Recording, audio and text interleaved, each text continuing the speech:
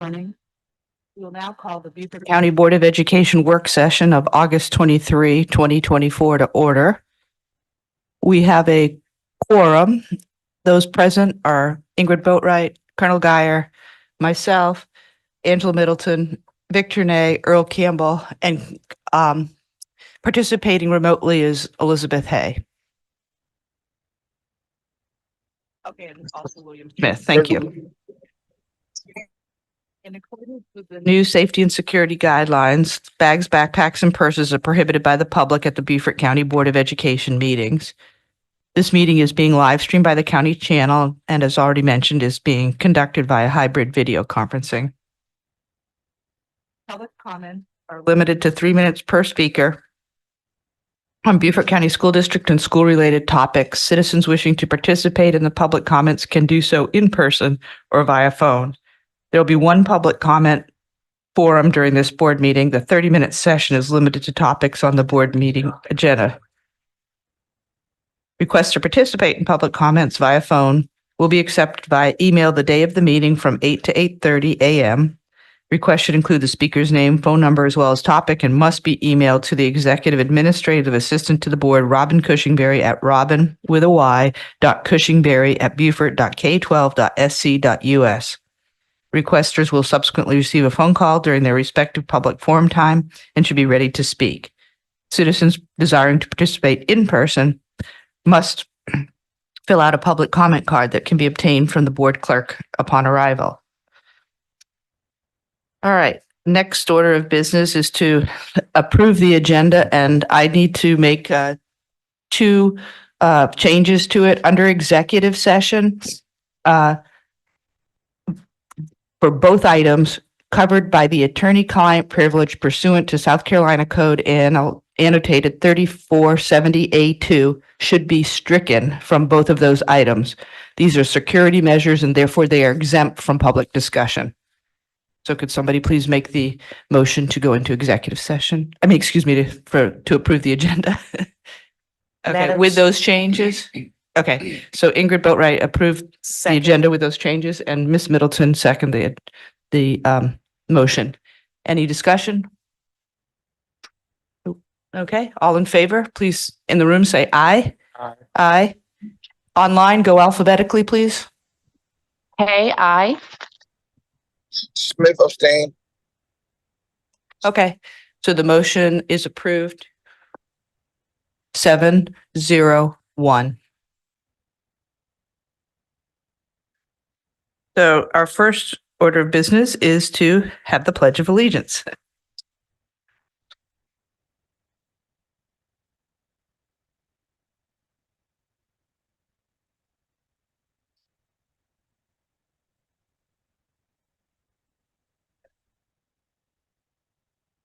Please remain standing for a moment of silence.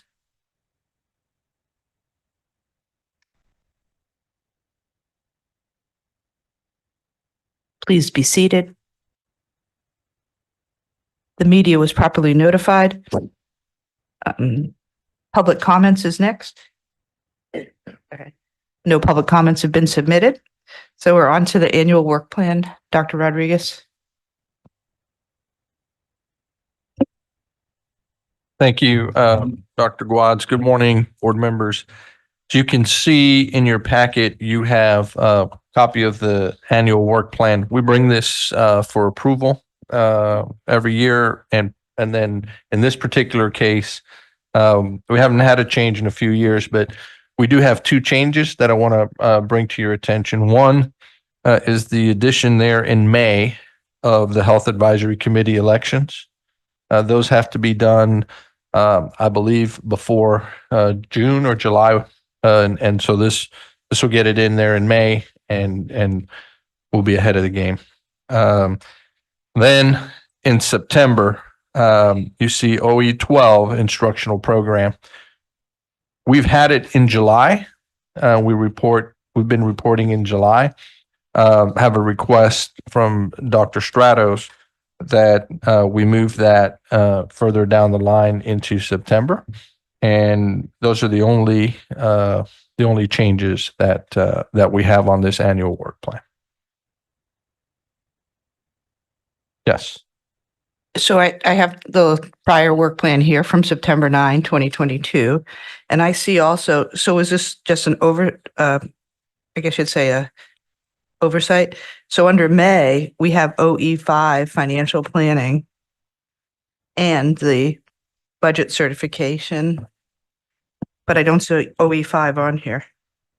Which year was that? The last time we approved this, September of 22, and the one before that is January of 22. And on both of those, OE5 is listed under the May business section. Yep, because I don't see it listed on here at all. So, Yeah, and it should be. I'm looking again, but I don't see OE5. So it's probably just an oversight and Yeah. needs to be back in there. Okay, and that would be still staying under, And So- when did you have it? You had it in May? yeah, and If- the 2 Mays, it would be with the Health Advisory Committee elections. It So, was the first business meeting. I'm thinking that when it went in there, the Health Advisory Committee overrode so it should be in there, All right, possibly. so we add back under May business Let section. me see here. 1 would be Health Advisory Committee elections, and number Yeah. 2 would be OE5. OE5 financial Yeah, planning. that's exactly what happened. Okay, You're good in that date, right? Yeah, that's exactly what happened. When we typed in Health Advisory Committee on an Excel spreadsheet, Yeah. it eliminates what was there. So it should be there, OE5, the first May business session.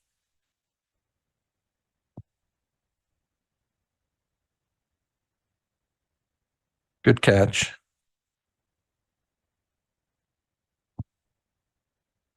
And Dr. Watts, did you Yeah. say there was another one? no, I was just comparing it.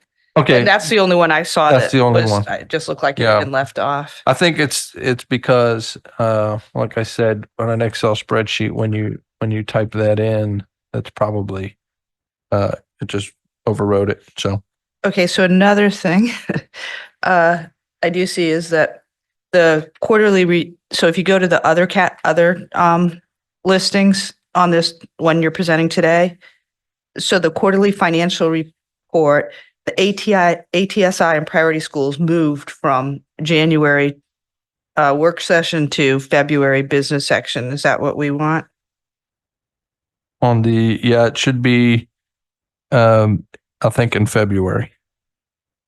Because part of it is one of the things we want to do when we're talking about the ATSI schools is if we have diagnostic information at that time, we prefer to share that diagnostic information. And sometimes the diagnostic is taken in December and then we would have it in January, but sometimes we take it in January when we come back, right? And then we wouldn't have it available for that conversation, right?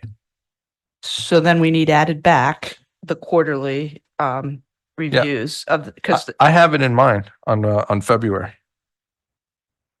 yeah, but it's, okay, And- but it also and there's no previously longer- was under April. I mean, Yeah, aren't there supposed to be multiple times? that The it's other listed? thing, no, because they no longer have, the state no longer has that Okay, as a component. Okay. So all right. Miss Boatright. I have a question too. I was trying to do what you did, which was compare, but I can't do the search function in Diligent like we used to be able to do. And so you have to know the date, because I'm not certain we didn't approve one in 2023. It seems like we did, but I could be confused.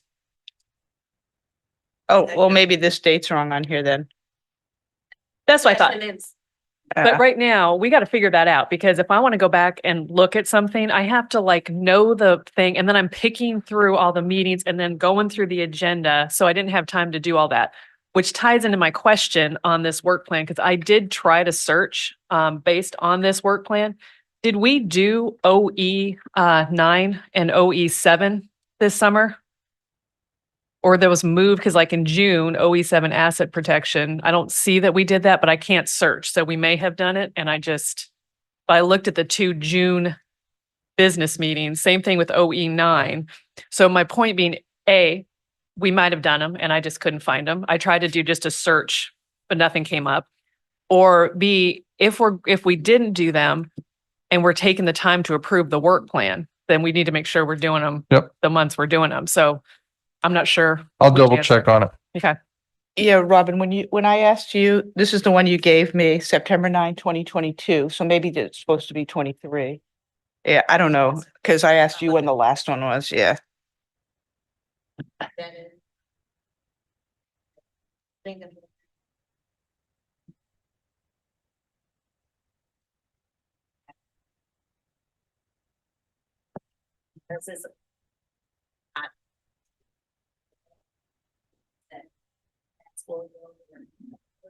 Pilot. Really? So they asked.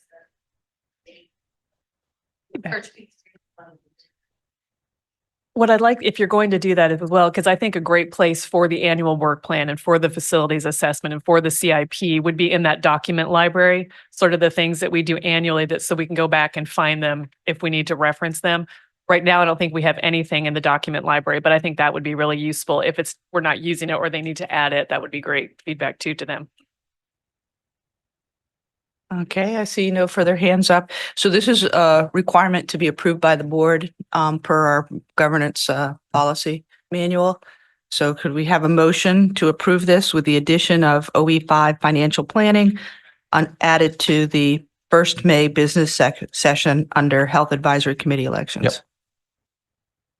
All right, thank you. Victor made the motion, second by Earl Campbell. Any further discussion? Okay, all in favor, please say aye. Aye. Online? Hey, I. Smith, I'm going to abstain. Okay, so the motion carries 7-1 and it is approved. 701, right? Yes, excuse me. Thank you. 7-0-1, one abstention, Smith. Earl. So Victor made the motion, Earl seconded it. All right. Now we're on to discussion of the Yep. future DESC office. So this next item here, and I have Robert and Carol here in case there are any questions along the way, but this was an agenda item, I think, that um, uh, board members placed on future topics. And so added it to this agenda. We're bringing it forward for discussion because this facility has some work that has to be done, right? And so the question is, there's been sort of discussion back and forth about how much to do, how many dollars to spend on it, and so on and so forth. And so, but we're in a holding pattern on sort of getting anything done. And so we'd like to kind of, since it's on there as a future topic, we wanted to initiate, I think, the discussion so that you would have a chance as a board to have that dialogue and sort of bring to some conclusion so we can get started on some of the work that this facility is going to need. So, yes.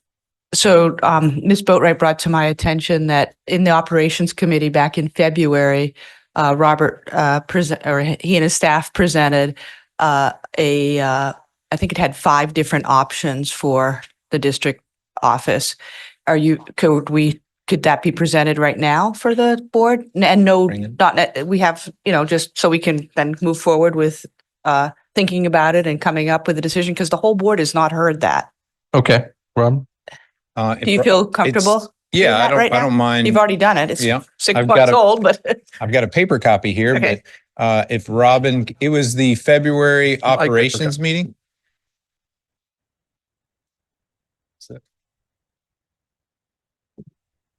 That was your communications device, is that?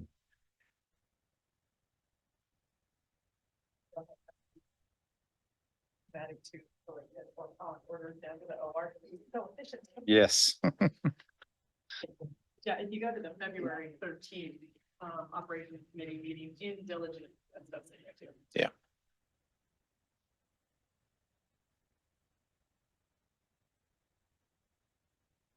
February 13th. 13 of this year. Operation committee meeting.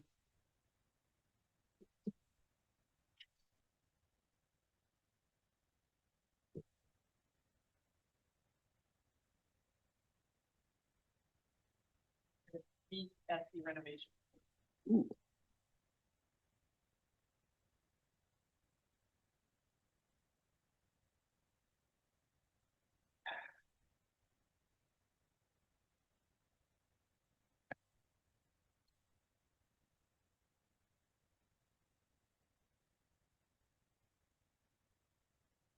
See, Carol, did you do this presentation? Do you want to do it? Okay, okay, I'll do it. All right. I'll take it. I'm up here. That's the Heisman, right? Yeah. All right. So if you go on to the next page, this was just a history of this building of kind of what got us here in the first place as far as the district office. And kind of, this was originally the Battery Creek High School, which it was abandoned in 1991. Back in the mid 2000s, the district personnel were all spread out. If you're familiar with adult ed at King Street, that was the district office, along with, what's the street where the elementary school were? Burroughs Avenue. That's right. The old Burroughs Avenues where Riverview used to be, and now that's Holy Trinity, I believe. So I know, and then there were other locations as well. So one of the reasons that this building was used was it was big enough to bring us all together, to have all departments in here, because there was a concern of siloing of departments. And so renovations started in 2009, and that's why we're in here today. So if you go to the next slide, Robin. Kind of just went through what is good. So kind of what I talked about, this building is able to hold us all. That's one of the biggest advantages of it. And this building is about 100,000 square feet. If you take out Right Choices, which is about 18,000 of that, so it's a little over 80,000 square feet is used for district office space. And actually, we actually have district office personnel in some of the classrooms in Right Choices right now because we've overflowed some of our spaces. And that's one of our issues. Not only is this building aging, it's also we're outgrowing it as far as our size. Robin? And here, so, again, staff all in one building, but what else is good? Our boardroom is here. This obviously is not was not meant to be a boardroom, but it functions well as one. We also use this location as training, and one of the big benefits are the parking lots, because if we have this room full, when you've been here, the parking lot of staff and district offices here, the parking lots are full. So we have large parking lots that can handle a large event like that. I don't need to go through all of this. It is, our technology Knox Center is here. So it's one of two. The other one, the backup is at May River. But our hub for technology is back in the corner there.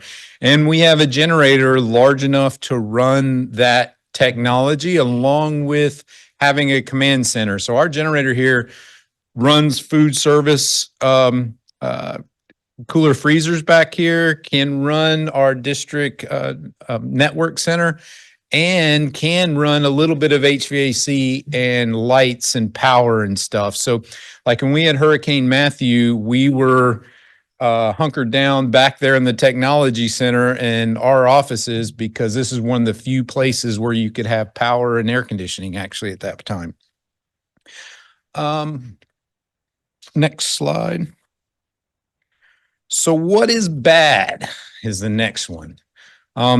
Safety and security. We've talked about this recently. I know with some meetings with our staff, and the operations committee has talked about it, but this building does not have all the security items that, say, one of our schools had.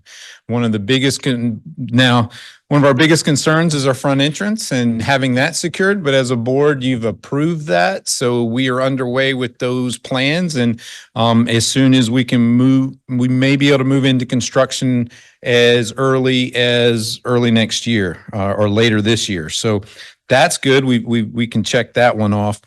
The other item you see on here is we've talked about this as well. The fire department has required, if we do anything to this building, they've asked us to put a hydrant loop around it because there are no fire hydrants in the back of the building. And so they've been asking us to do that. And also OSF has told us if we do any kind of renovation, like up front, we have to sprinkler this building. This building was built at a time where sprinkler office spaces aren't required. But today it would be. And so anything we do, they're going to make us bring it up to code.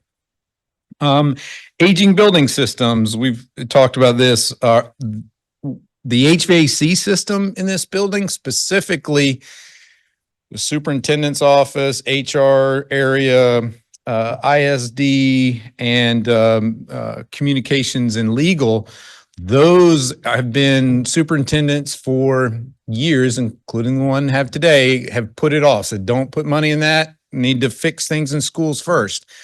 Unfortunately, those systems are in their mid-20s, which is about as long as you'll ever get out of a system. And so those need to be replaced, along with the finance area. The central hub of this building has what's called variable flow refrigerant systems.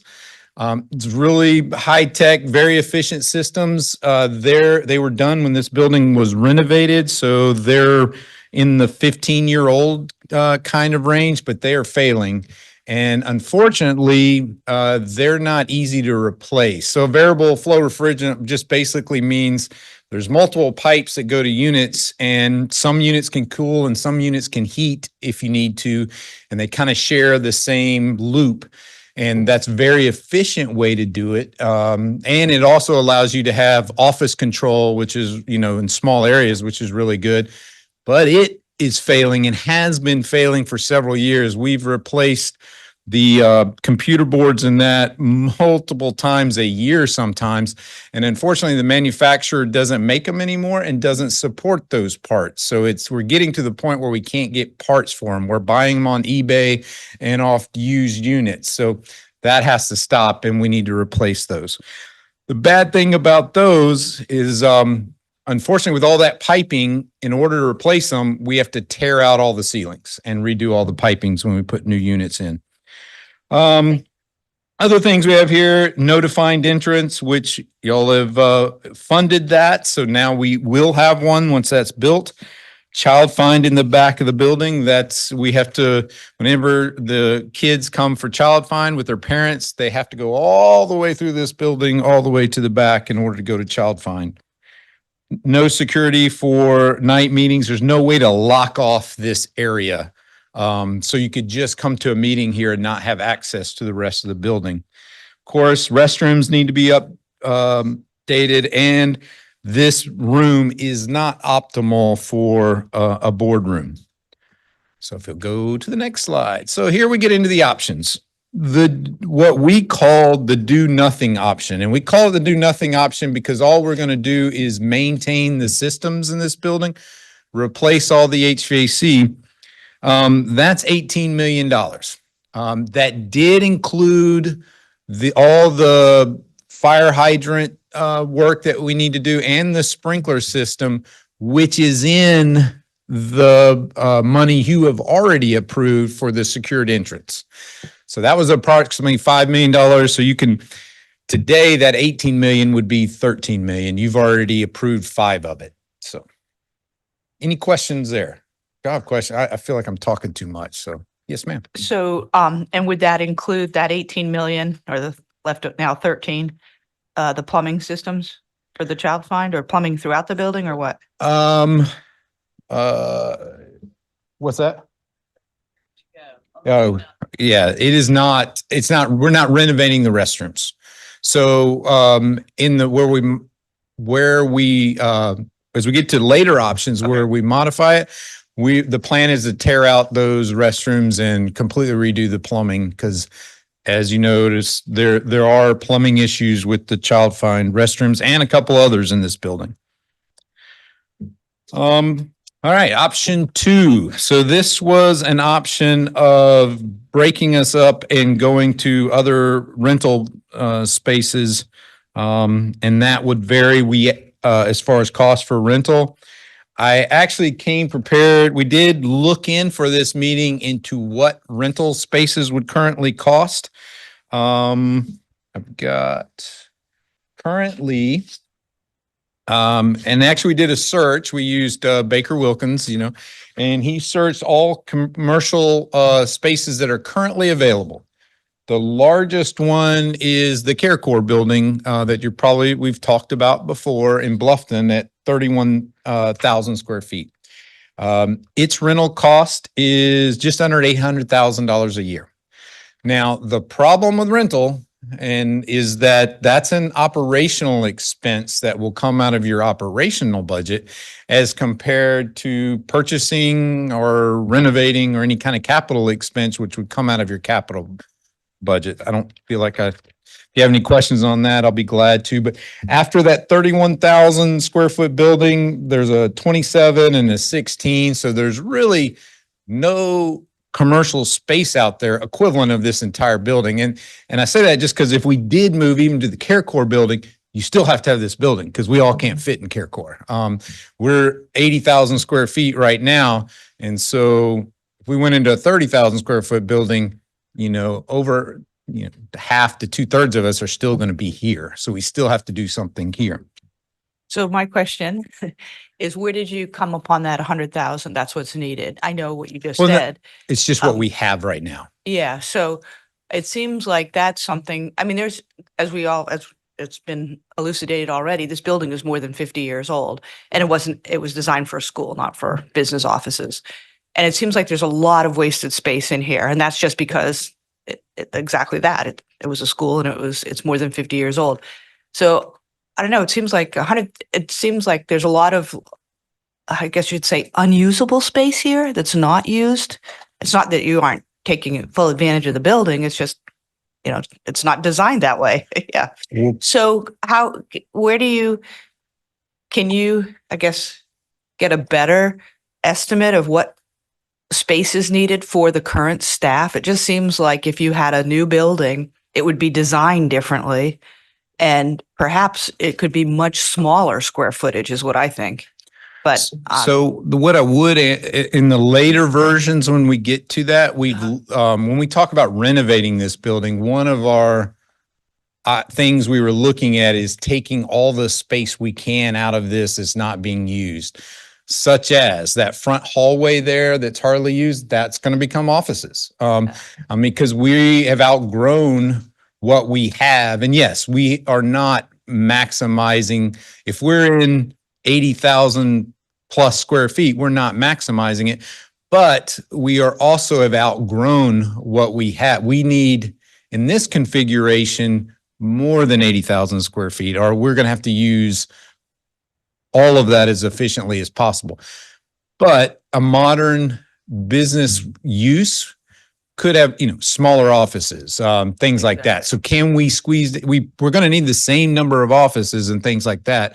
But I'll take my office could be smaller. I mean, yes, you can squeeze things down. Does that mean we're going to drop from 80,000 to 30,000? No. Can we go from 80,000 to 75, 70? Maybe. I haven't done that study, but it's going to be close to 80,000. How about that? But I can do that study, but I have not. Let's see. Hi, so we'll move on. So the option 3 was build a new building. Pretty straightforward. The cost that we're looking at now is if we were looking, I had 100,000 square feet would be about $50 million. And that's just building cost. Not if that's just basic office building, not necessarily fancy boardrooms and things like that. That cost could go up. So I'd call that a minimum cost for a new building. Next slide. What's that?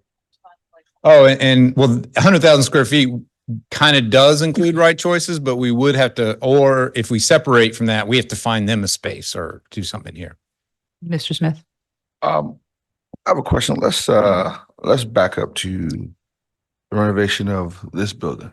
We actually Well, okay, we've just talked about what we call the do nothing option, which is just replacing HVAC. We haven't gotten to renovation yet. Okay, go ahead. All right. Which is the next slide. We gave a couple different options.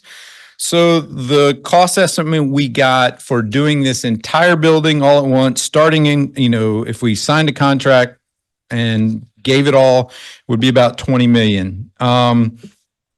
It would take 3 years. The rest of that, it said we had 5 to 7 million currently available. Right now, we have 8 million, which includes the 5 million we need to spend on the front area, or around 5 million that we need to spend. Yeah, of that 20 million, we have 8, I guess you'd say. So we'd have to find another 12. But really, we're talking about the next slide, is the phased renovations, because we've already kind of started that. You've approved phase 1, which is the secured entrance area, the sprinklering of the building, and the fire loop around the building. Again, this spreaded, we looked at a phase where we had 5 phases, spreading it out over 5 years. And I'll just stop right there before we get into it. Does anybody have any questions about that? Any of those. Yeah, Those whatever you want to 5. talk about. I have a lot of questions. How much more of the presentation? Well, Hey, I could, go. Ingrid, Mike. Mike, please, so everyone can hear. Thank I you. do have questions, but I was going to wait till the end of the presentation, so I didn't know how much more presentation you Yeah, no, the last thing is just the phasing plan for renovating the building. And if you go to the next slide, Robin. Well, these are some of our goals that we had. I'll just read through them. Replace HVAC, consolidate departments to improve functional efficiency. Right now, HR is spread out, ISD is spread out. Finance is pretty consolidated. Technology is pretty consolidated, but we want to bring everybody's department into their own part of the building. New secured entry vestibule, which you've already approved.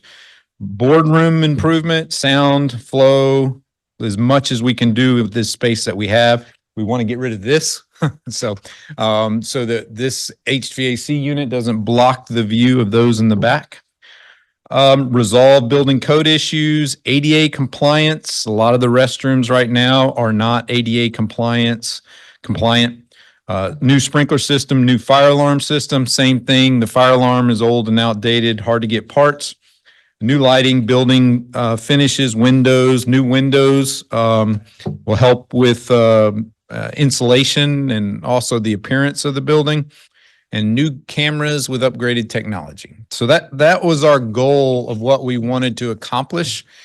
And what you have after this, I'm not going to go in this in great detail, but it's a phasing plan. And the first page shows all the different colors. Each color represents a department and a phase, basically. And one of the things we're looking at is we're going to give each department a main entrance with a reception type area and signage so that it's clearer where people are. So if you're going to the superintendent, you'll know where that's location, or if you need to go to HR, it would say human resources and you'd have a waiting room and all of HR would be in that area. We accomplish that partially by taking over what we call the storage area. If you're familiar with the high bay storage area that's in between the superintendents and HR, that would become office space. So right now that is storage, which we would, and it's non-conditioned space, so it would become conditioned office space. So the rest of it is going through the phasings. Unless you want me to go into a detailed breakdown of how each phase works, I'll just stop there and take questions. Thank you. And thank you for bringing this up, because I do think my intention with this is to not unintentionally end up in the do nothing plan, because $23 million is what we spent on roughly on Beaufort Elementary and Hilton Head Middle. It's a big project and we should kind of have a plan and a direction. as everyone knows, I think I understand that there's not support for relocating to a more central location, but I do think we are ignoring the risk of disenfranchising a lot of people in my district or in the south of the Broad by not having any district presence, having it all solidly over here. So I think that's a consideration. I know we have maintenance at MC Riley, we have a backup knock. There is a deployment model here, right? That, like, for example, the tech, I forget the term, tech coaches. We do have people there where they Yeah. don't necessarily, if their general job is south of Broad, if they're tending to Hilton Head and May River and Pritchardville, they don't need to start here necessarily. So I think I am a fan of every department being together, but I also think it's worth, as we think about this, how we maximize our employees' sort of use of their time. And I mean, honestly, 65% of our students and schools are over, an hour's drive. Because I drove it today, and 170, I don't know if you saw it when you came in, 170 was backed up, 278 was backed up. If I had been going the other direction, it would have been an hour and a half. I was going to bring up that point. What? Well, we were talking about that just the other day, in that the commute from Bluffton or Hilton Head to Beaufort is much easier now than the commute from Beaufort to Bluffton Hilton Head.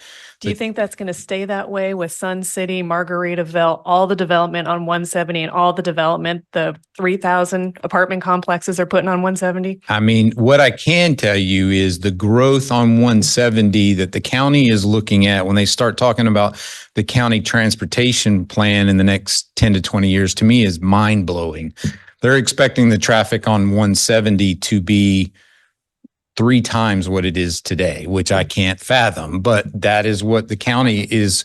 They're looking at the expansions of 170 in order to accommodate that. So that's part of their long-term plan. So I don't know. I can just tell you today that the traffic going that way is much worse than coming this way. I did not experience much in the way of traffic, and it still took me 55 minutes door to door to get to the district office. So it's not a small commute, but I do think it's going to get worse. And it doesn't make any sense to start here and then go against traffic if you are in a role that requires going to school south of Broad. It's just going to I think it's going to become a nightmare. So I put that out there. That's not necessarily part of the discussion, but I think it needs to be a consideration.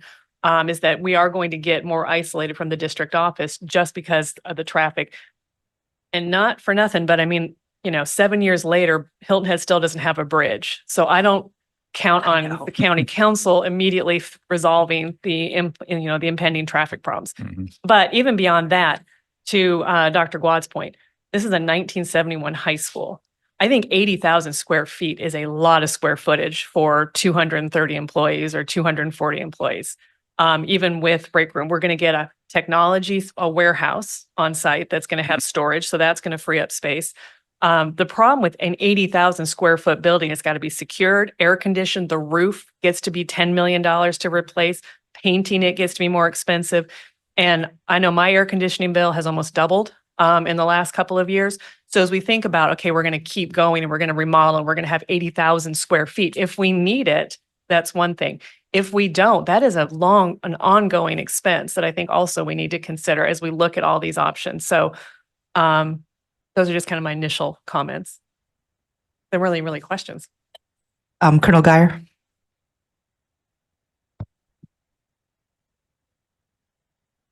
We need a crystal ball. We need to try to guess what we're going to look like in 10, 15 years before we make any decision on what we do here.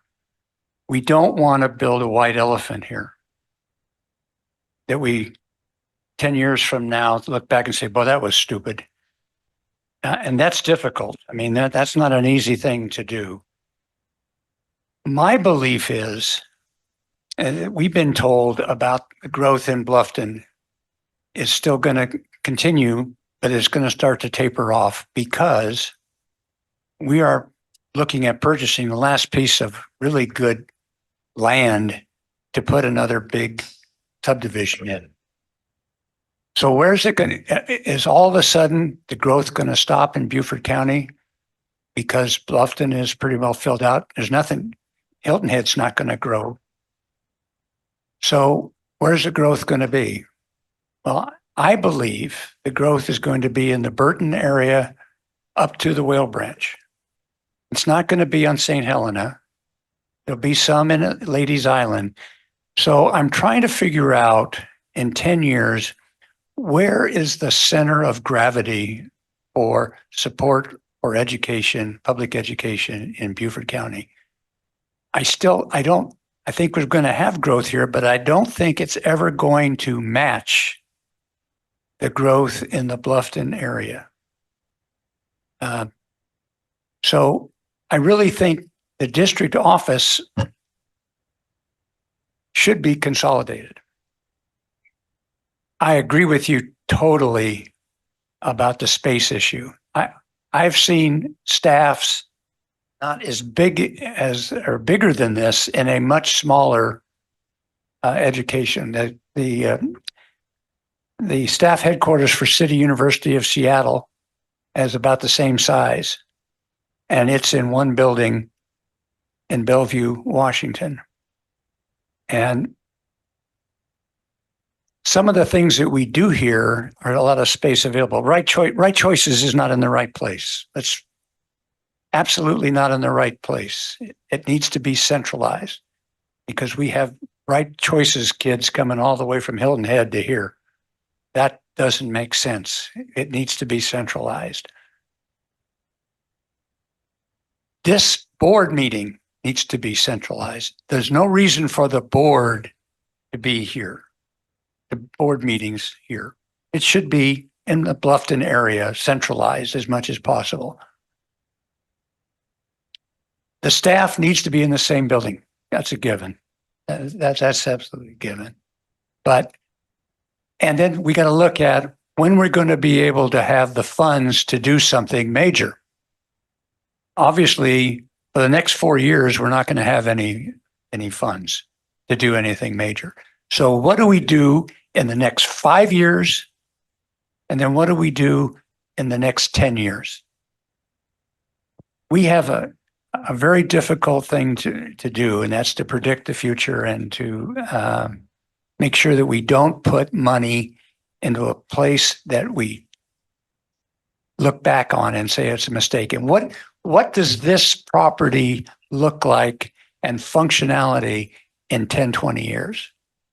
I have serious doubts about what it should be. I believe it should be back to be at a school, maybe not in this building, but in a different school, because I think we're going to need in 10, 20 years, another school right here.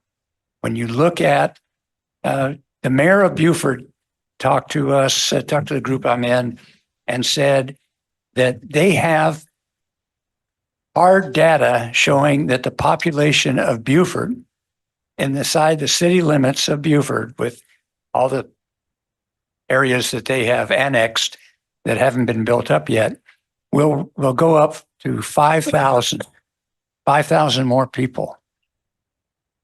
So that's going to say there's going to be more demand for schooling in this area. So I don't have the solution.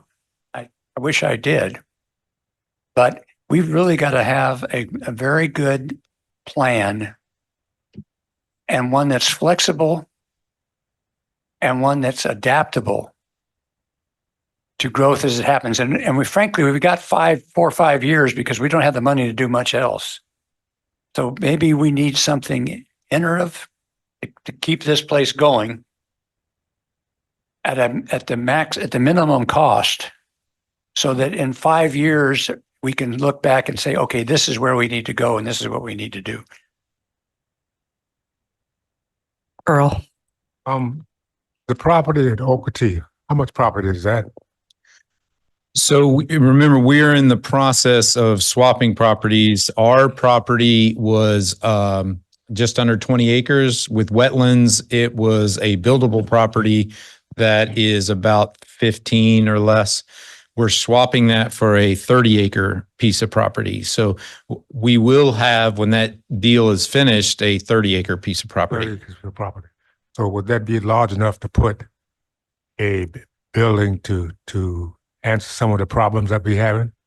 Yes, this property, if I remember, is a little over 20 acres, 25. So you could do everything we were doing here on a 30-acre piece of property without any problem. Okay. Parking too, then? Yes, Yeah. yeah, yeah. Okay. Yeah. Okay. Some, what, 10 years ago, I think it was, or maybe a little bit longer. They talk about moving the district office south of the Broad. And there was a lot of kickback from county council on that. And I'm thinking that if you try to do it again, it's gonna probably be the same thing. Because they're saying their main building is in Beaufort. It should be where the county seat is. So that is something I have to think about. Thank you. Mr. Smith? I've sat back and listened to this conversation, and I've come to the realization of a couple things. When you look at the State House, let's start there. The State House is in Columbia for a reason. It used to be in Greenville. They moved it from Greenville to Columbia.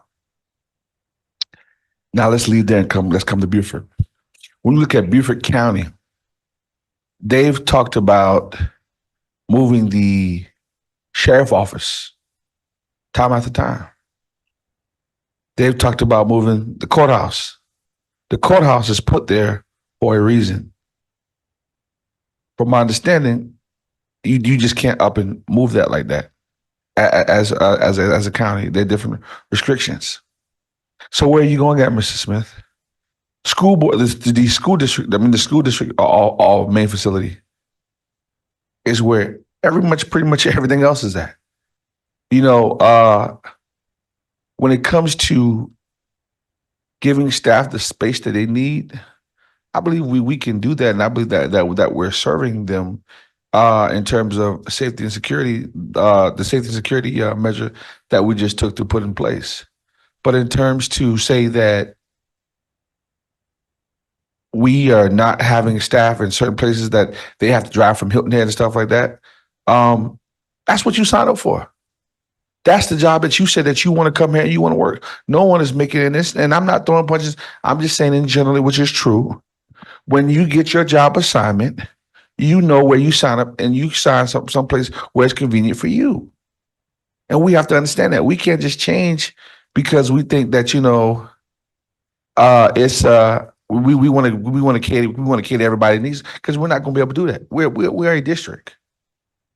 And also in terms of certain employees coming from Hilton Head in different areas, let me address that as well. One thing I do know about, let's use technology, for instance. We have people who work in technology. They're housed in different locations in this district at different schools. We have someone in technology in probably about every school in this district. So we already have those positions outsourced in different buildings throughout the district. So you're given an option, if you live on that side of town, to work on that side of town, if that's what you want to do. Same thing with social workers. Same thing with nurses. We have positions that are created that if you want to work on certain sides of town, that you do have that option. So let's clarify that now. Let's put some respect and get a clearer understanding on that for the public. Next thing, in terms of the board meetings, if we already take this show on the road, we already go to the middle school and we have a meeting on the other side of towns. You have some districts who don't even have this type of space to have a meeting in. You have some districts who strictly go to have their meetings in high school libraries. But conveniently, our taxpayers have allowed us to have the facilities to be able to have the meeting here. This is a plus. So let's not take that for granted. Because if we want to, and if we want to go and have those meetings over there, then we can go to our high school on Hilton Head and Bluffton and have meetings like other school districts do. That's what we really want to do. Because the other night we went over there and we had a meeting. I didn't see much people from that area who came in and say, "Oh, there was a couple people, but it's not like they're beating the door down."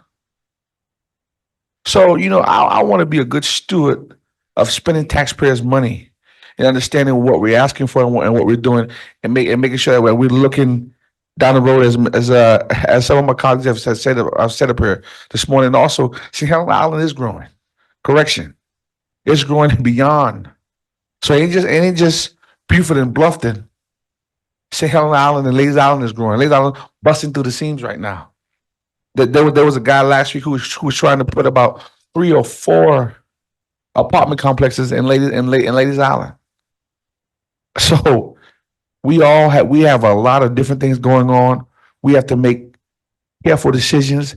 And FYI, another elephant is we have a lot of charter and private schools developing right in this area too. So we have to be careful how we're spending taxpayers' money,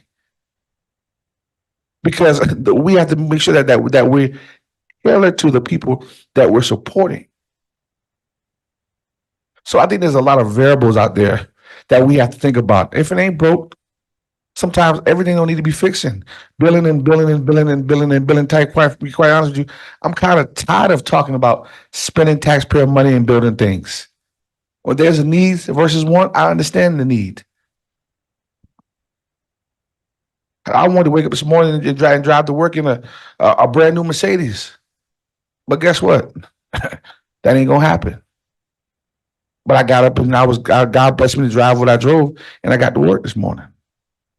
So that's just my message on that. I mean, I think that we just want to make sure that we're making careful and rational decisions when it comes to taxpayers' money, and we're understanding where we are and what we have, and we're not just thinking upon certain pockets. Every kid, every day is what we're here to serve. Thank you. Elizabeth? Hello, thank you, Madam Secretary. Madam Chair, sorry. I just wanted No to problem. say that I would love to have a space study done, because I am of a strong belief that we would find that we didn't need 80,000 square feet for the staff at the district office. So I would like to see a study done to find out what is actually necessary before we would move forward with any type of plan. That's all. Thank you, Victor. Thank you, Madam Chair. Mr. Guy, I agree with you to an extent about the crystal ball. Although, in so much as that we need to position ourselves to be ready when change happens. However, one in the hand is worth two in the bush. We don't have the crystal ball, and we're not going to be able to see in the future. Looking at the data that we have out of our master plan that I bring to every meeting, our enrollment has not. We're still 1,000 shy of pre-pandemic enrollment, and we've hung around 21.5 for the last 3 years. Now we are expecting growth because we've heard about the port coming in and all that kind of stuff, and we know that 170, through our own anecdotal evidence, 170 corridor is going to expand. So I think we need to be prepared to change. However, the comment that you made about the increasing staff is troublesome. If our enrollment hasn't changed, why do we have more and more staff? But that's not a conversation for this. But I think doing nothing is inviting some hardship in the future. Pain now or pain later. It's we're going to have to deal with it one way or the other. I think if anything, just doing a little bit now and a little bit next year and a little bit next year will help alleviate the pain in the future. But it's either going to be pain now or pain later. Thank you.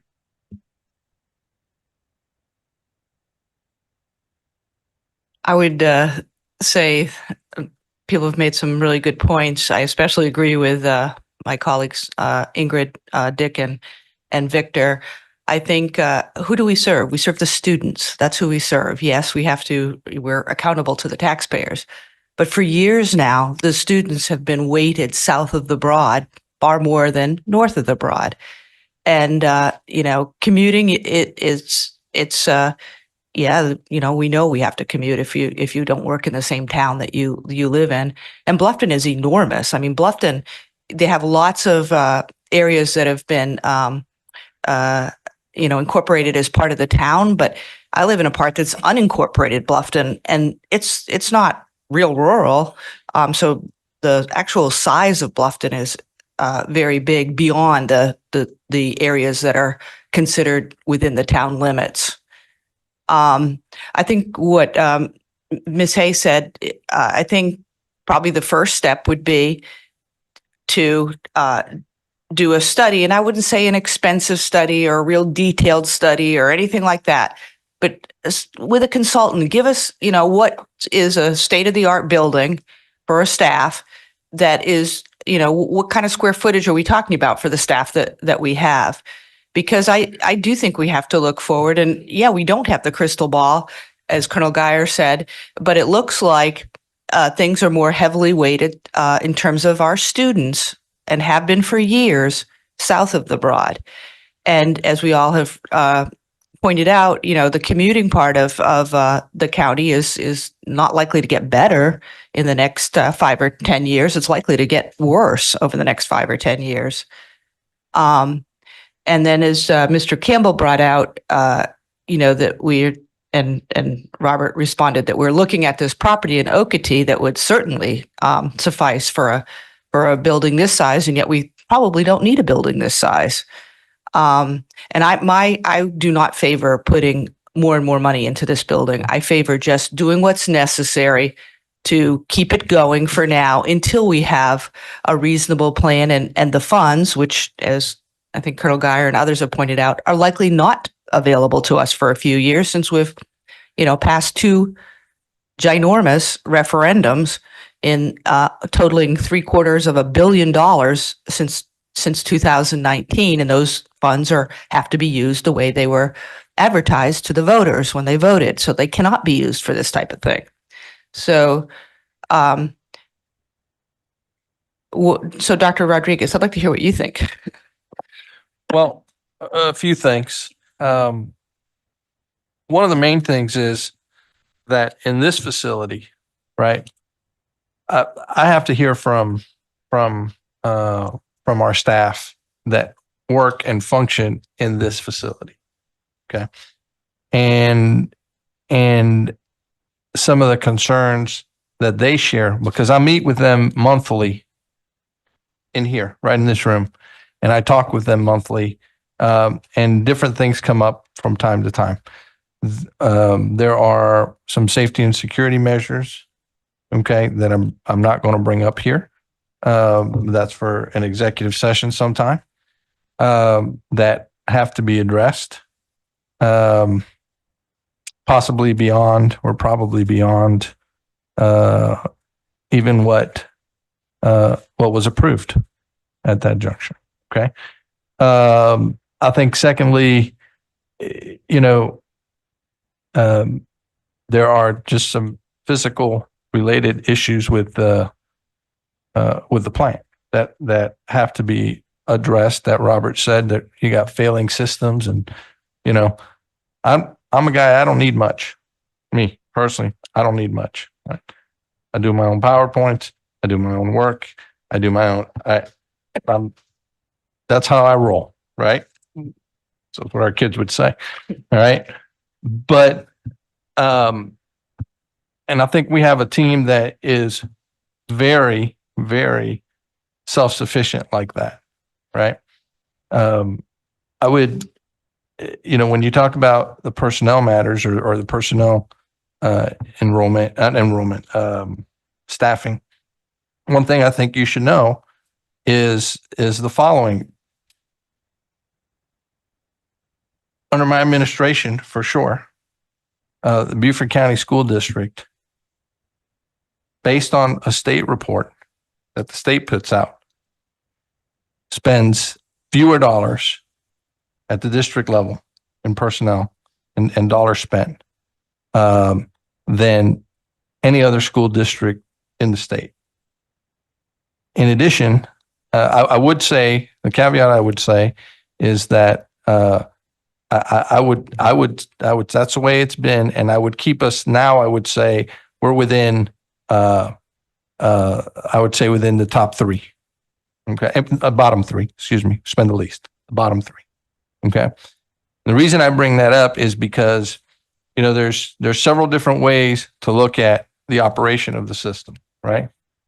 I use it in some military format, maybe to help in my explanation. So during the first Iraq War, right? Colin Powell strategy of overwhelming force, right? Is one option in terms of how you support schools. During the second, there was a shift in that approach, right? Donald Rumsfeld's approach, I think, was more targeted, strategic strikes, Navy SEALs, the smaller teams, that sort of thing, right? When I got here, we did an efficiency study, if you remember. And in that efficiency study, one of the things that was highlighted was that the system from the district level was vastly understaffed to carry out the work to support schools. And we have moderately adjusted along those lines to accomplish the support tasks that we have. I think there are still needs in terms of that support for schools, but I don't think it's 100 people. I don't necessarily think it's 50 people, but it's a strategic placement of some additional positions and perhaps an additional department. Okay, that we don't necessarily currently have. But we're fiscally responsible at how we approach this. This is why I don't just bring it back and say we need, right?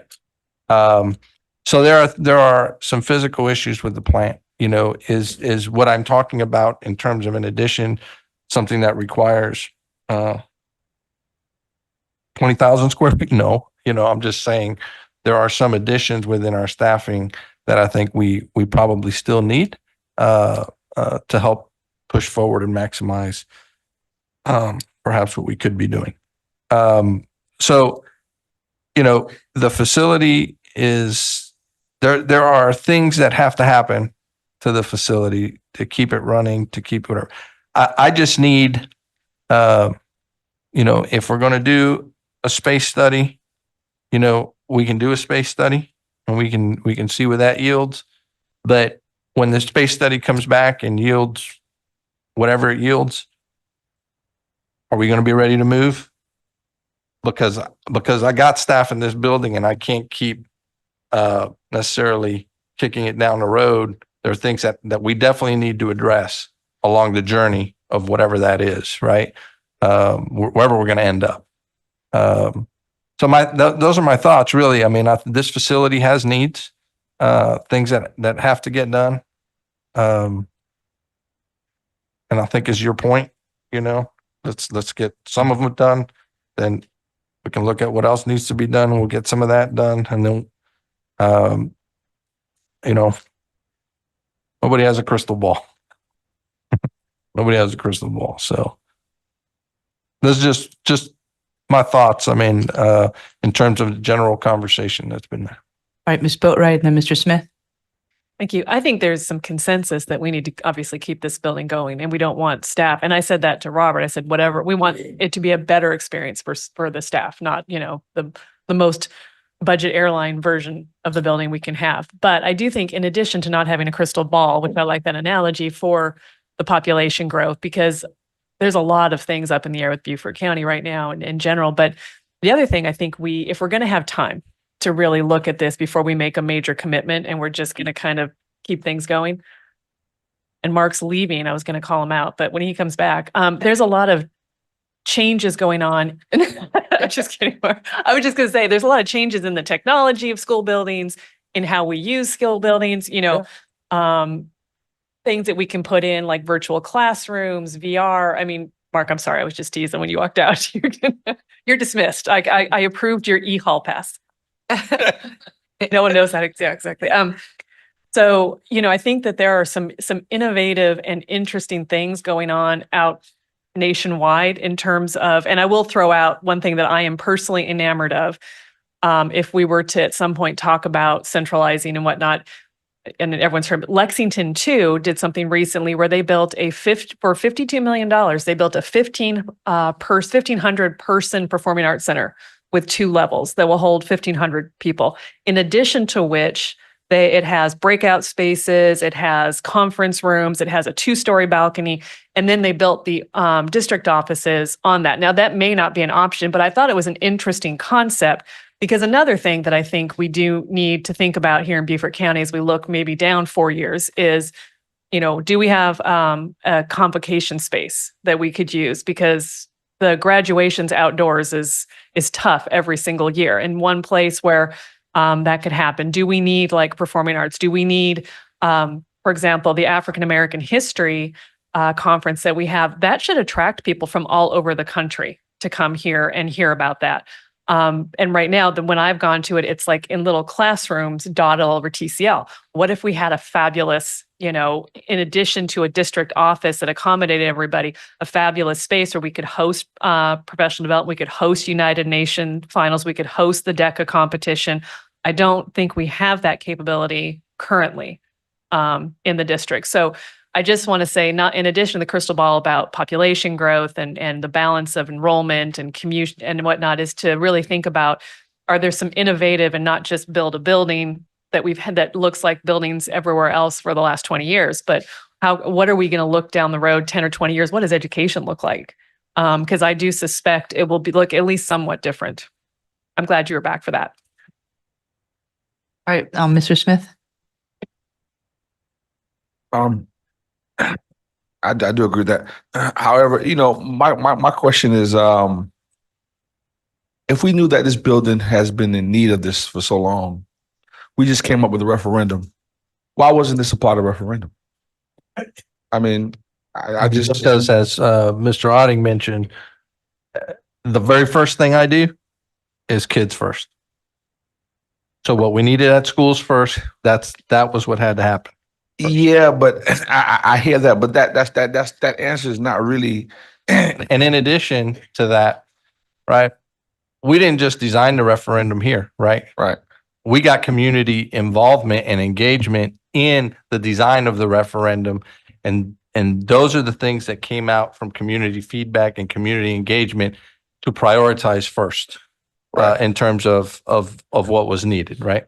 So remember, they listed and laid out, I think it was 980 some million dollars worth of needs that they identified. And beyond that 980 some million dollars worth of needs, then we said, prioritize that.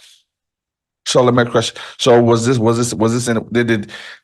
of the agenda on items on that list? And the reason why I'm asking that is because remember now I do. Yeah. And I have attended some of those meetings, so I do Yeah. understand the work, the Yeah. countless hours that go in Yeah. and how that process works. So I'm just asking. They if- visited schools. Let me finish. Yeah. So I'm just asking, if we knew this, then my question is, because this building is the heartbeat of the district, and of where that work, some of that work comes from. Yeah. So I'm just asking, a part of that is this building is kind of not kind of, is just as important as any other building in the functions of running this district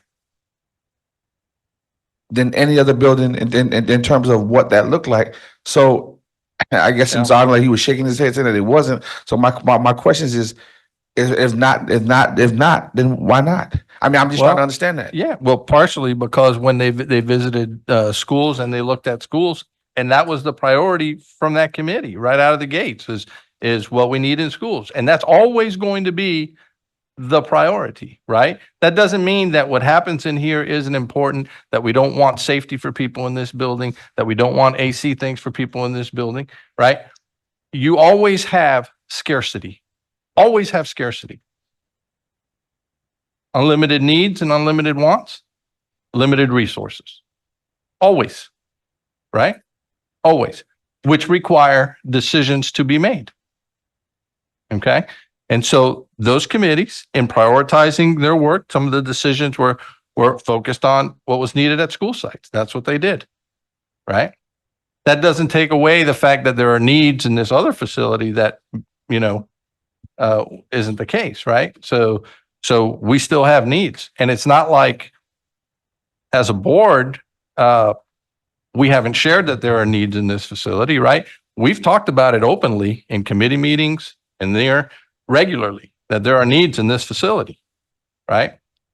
So while it's not on the referendum, it doesn't mean that there aren't other means to accomplish that, right?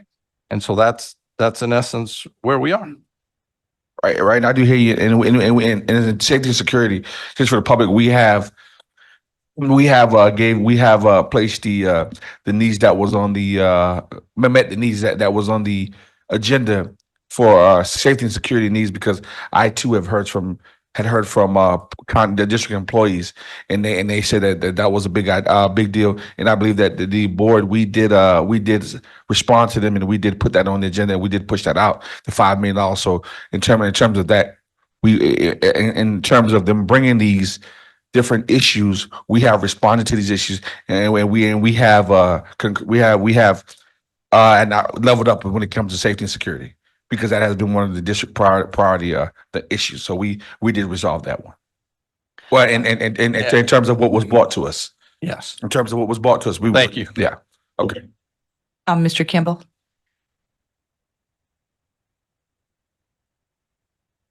Let's sit here and listen to this conversation. When Dr. Truesdale was here, she wanted to change this whole building. And board members at that time, that's too much money, but they're not here anymore. We still have this conversation. So I hope that 10 years from now, you don't have the same conversation going on today. As far as a place for graduation, some years ago, a developer wanted to build a performing arts center in Beaufort County, but nobody would support him. So for that to happen, that's not the school district responsibility. But I think sometimes we need to listen at what goes on at county council and listen to some of these developers. Because the guy, he wanted to build a performing arts center, but community would not support him. And I think that 10 years from now, you will be talking about the same thing. Thank you. All right, we've had a lot of discussion. So, are there any next steps that the board would want to take, or we want to just leave it at the discussion for today? Ms. Boatwright? What are the options in terms of continue? Because what I don't want to do is 2 years from now be like, we should really look into, I mean, I think what we've said, what I take away from this is that there is support for looking longer term at what our options are. So essentially, it's one of those bring back options to us kind of thing, but it's not anytime in the immediate future. And then in the interim period, do what needs to be done, keep the building, nice for nice, adequate. What are we going to say for the employees? I mean, as best as we can, keep the AC on and the power on, et cetera. But I don't know if that would be just sort of up to you guys to say, can you work on some thoughts, options, different things, or should we have something going on operations committee, like kick it to operations committee to continue to push that work forward? Because if we don't do something, we'll be back here in a year. Yeah. Victor, please. Just a couple of questions. When was the last time we had a space study done on this space? Have we? So like prior to the plans that you just presented and we presented back in February, was there a space study done, or is it like, okay, this is just what we think we want or need? I think this based on our needs. Yeah, I think this is where we are, right? Yeah. And these are the needs we have. How do we reconfigure in here, Right. To get what we want or need? I guess I should say, not want, what we need out of what we've got, right? Right. That's not really a real space study, Right. so to speak. That's just us trying to do what we can do within what we've got. If that makes sense. Correct. So, I make a motion that we direct the superintendent to have a space study done with an outside consultant, for the purpose of, future expansion or revision of this area.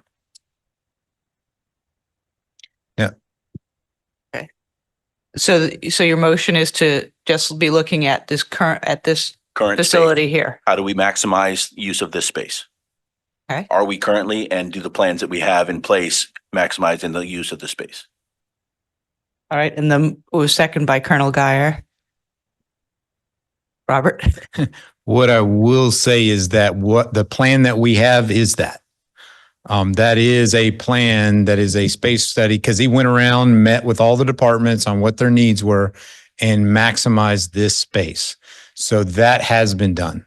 And that's what this plan is. Was it with an outside consultant? Yes. Okay, that, maybe I What- wasn't what clear I- my question then. 'Cause what I I- thought that's what I was asking. Yeah, what I thought y'all were asking is if we did a new space, what would that look like if we created something from scratch? And so we can do that, but Mark back here, Mark Cole's an architect, and he just told me real quick, well, a rule of thumb is that for every person, you need 250 to 300 square feet.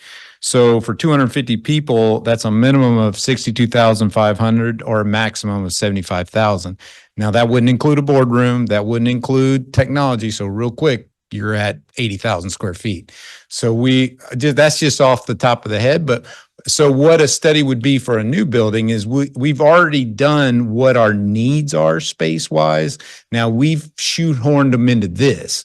The question would be, how small can you make it? You know, some of these offices are bigger than, so you may get closer to 70,000 square feet than 80, and we can do that, but that's where it's going to end up.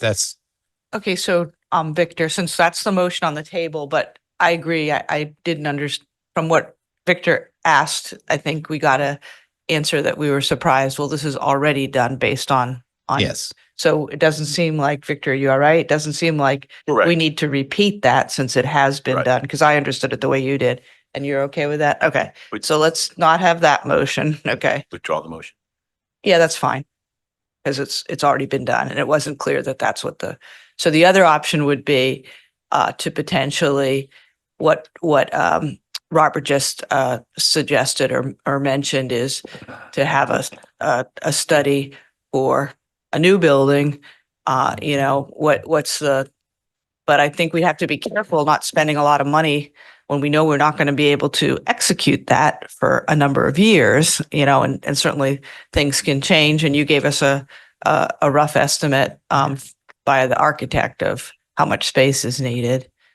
Okay. Mr. Smith? At this point, I think that we should send it back to the operations committee and let the operations committee continue to figure out in terms of along with Mr. Outing, to go through this list and see what would be conducive to bring back to the board, because I believe that they kind of have an idea of where they would want to start in terms of they've heard a lot of some of what we said today, and what that looked like. And so I think they have an idea now of what we're expecting as board members, and some information to kind of help them to figure out needs versus wants versus need in the balance beam. So I think that we should send it to the operations committee and let the operations committee bring us something back at this point. Because I think we spent a lot of time this morning on this, and I think that it would. That's why we have committees. I think it would serve us best in the operations committee at this time. That's what I'm proposing. Dr. Rodriguez. I think I would say I'm not exactly clear on what you would want us to do, because even within the discussion here today, there's a lot of, so I don't know what I would ask my team to go back and do at this juncture, right? Well, If you want them to sort that out in operations committee, they can sort that out in operations committee, but I just want to be clear. I'm not clear. So I okay. can't give them direction to go back to I believe when they go to operations, I believe that the chair of the operations committee would be able to once you've seen this meeting and asked to look at the conversation that took place there. I'm sure that they would cut. That's what they do in operations. They come up with a place where they would need to start, and that's the table. That's you would come up to who, where, what, when, why, and how, and I believe the conversation would start there from being formally on the operations committee. That's what we do in the operations committee.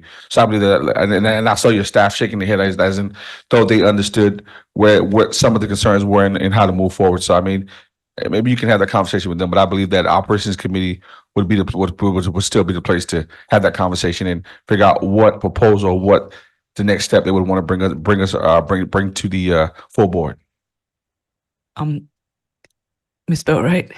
I have an idea. I think we should send it to operations, and I think what operations committee can start doing is looking at what other districts are doing, what the office space is at different similarly sized districts, how we have 2 stories, and just start having those conversations that the board can listen into. And at some point in 6 months or a year, we might have a clearer direction for the superintendent to start investigating. But maybe what we need to do is have the current operations committee do some groundwork, and I can make a motion to that effect if that would be helpful. That would bring closure to this topic. And I'll second that motion if you bring that forward. Ooh, I haven't even made it yet. I'm getting a second. That's No, I think new. I don't. Well, I do like the in terms of what you said earlier about the facilities and thinking outside the box and not just building the bill with intentions of how also we can help out the community, but also ultimately we're serving the district as a whole and even the county. I think that's uniquely different.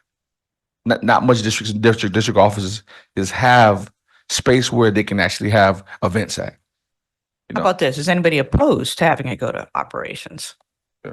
No. So and the representative today that's here from operations is Victor, and he heard our conversation, and I think that's good. It's the low cost, no cost option, Well, and pretty much. you can start getting your arms around it, but it is Yeah, hard to try to see what as the other districts are doing in the area and what they've included or decided not to include in their buildings, et cetera.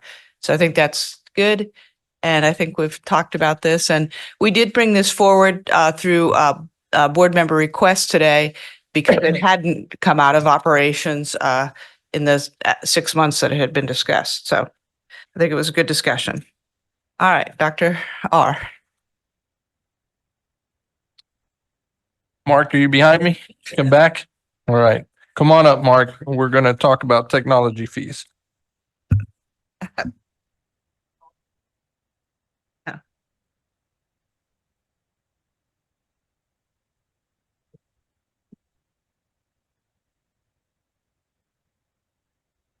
Good morning, everyone. Robin, if we could start with the district technology fee schedule.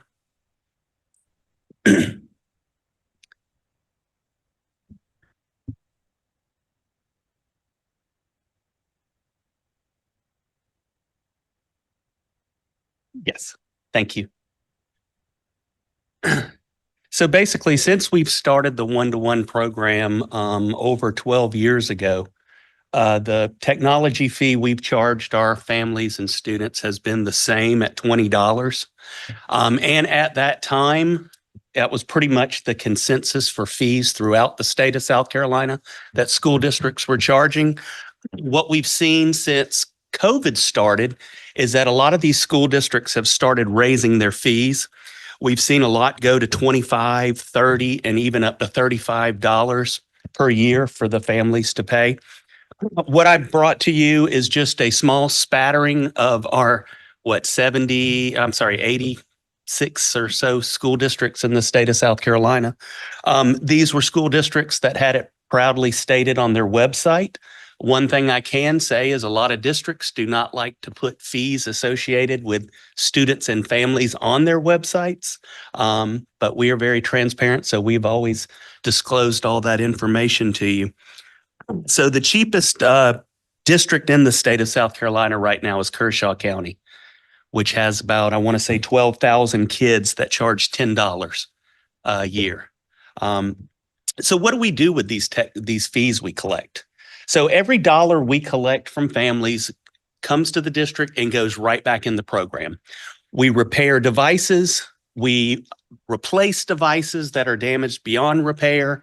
We buy accessories, our chargers, bags.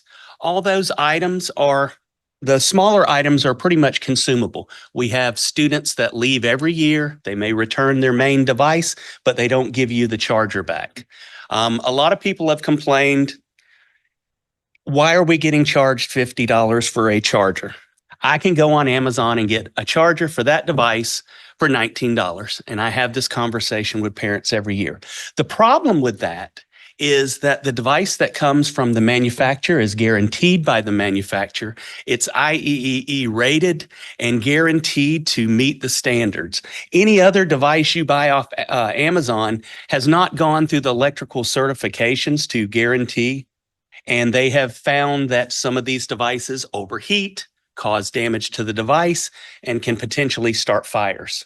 And that's one reason why we only use OEM chargers and products with our devices. That's one thing that HP will also say, that they will void our accidental damages, which we allow 1 per student per year through a plan through HP. That will be voided if a different charger is used. So in those 12 years, we have not raised prices. Our neighbor right next door at Jasper County is charging $35 a year. So we're seeing that number go up. We've remained the same. Right now, we collect roughly about $400,000 a year. That is not all in the technology fee. That number also relates to the damages, the lost chargers, and as those family pays, that money comes into that count throughout the year. And then mainly at the end of the year, we divvy out most of it through the repairs, because a lot of kids will have damages throughout the year, but they won't report it. They like to hide it. They're worried about getting in trouble.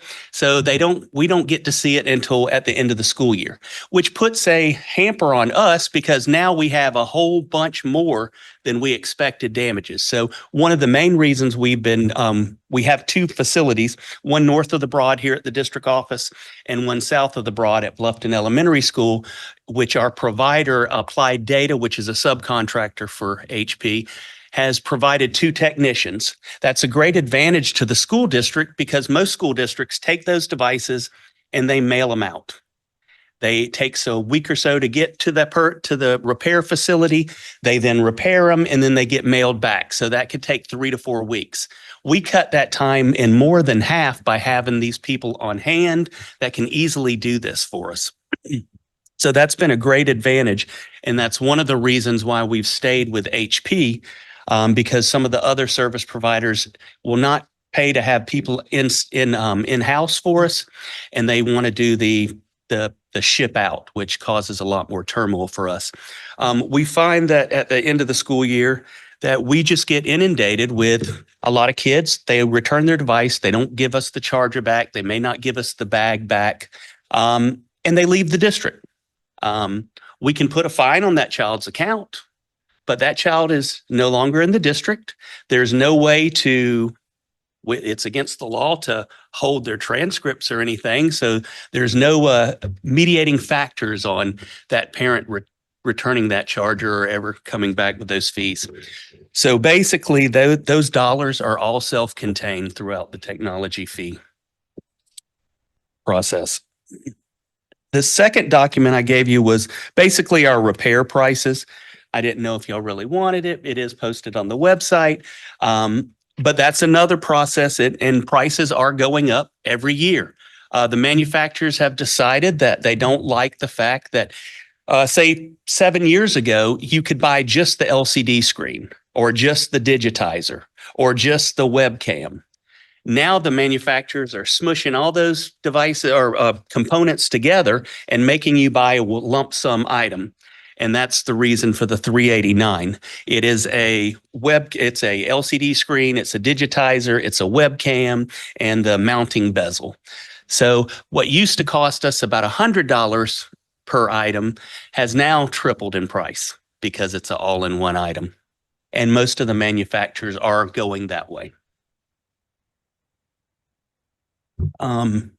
So, yes, yeah. I'm ready for it. A couple questions. So you said that the $20 fee hasn't been raised since it was initiated. And what year was it that it was? 2012, 2012. we Okay. really started the program in 2011, but it was Yeah. more of a pilot at some of our middle schools. Okay. So it doesn't seem so we have 400, you said you end up collecting about 400,000, not just from this fee, but also from damaged Yes. pieces or whatever. And then, and we have 21,500 students. So that's only like $2 a student. Am I doing the math right? Oh, 20. Yes. Okay. Yeah, that would make more sense. So are we, each year, are we short in being able to repair these? Or no, it's pretty much holding steady? I guess that's my question. It's basically a wash. A wash. Okay. Yes. All right. Yes. Thank you. Ms. Boatright? Thank you, Mr. Shohan.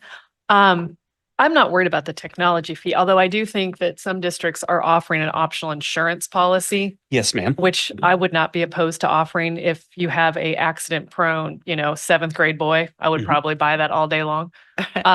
But my concern, I think the concern that's been raised to me by parents and the frustration is the replacement cost, as you mentioned, of like a power cord.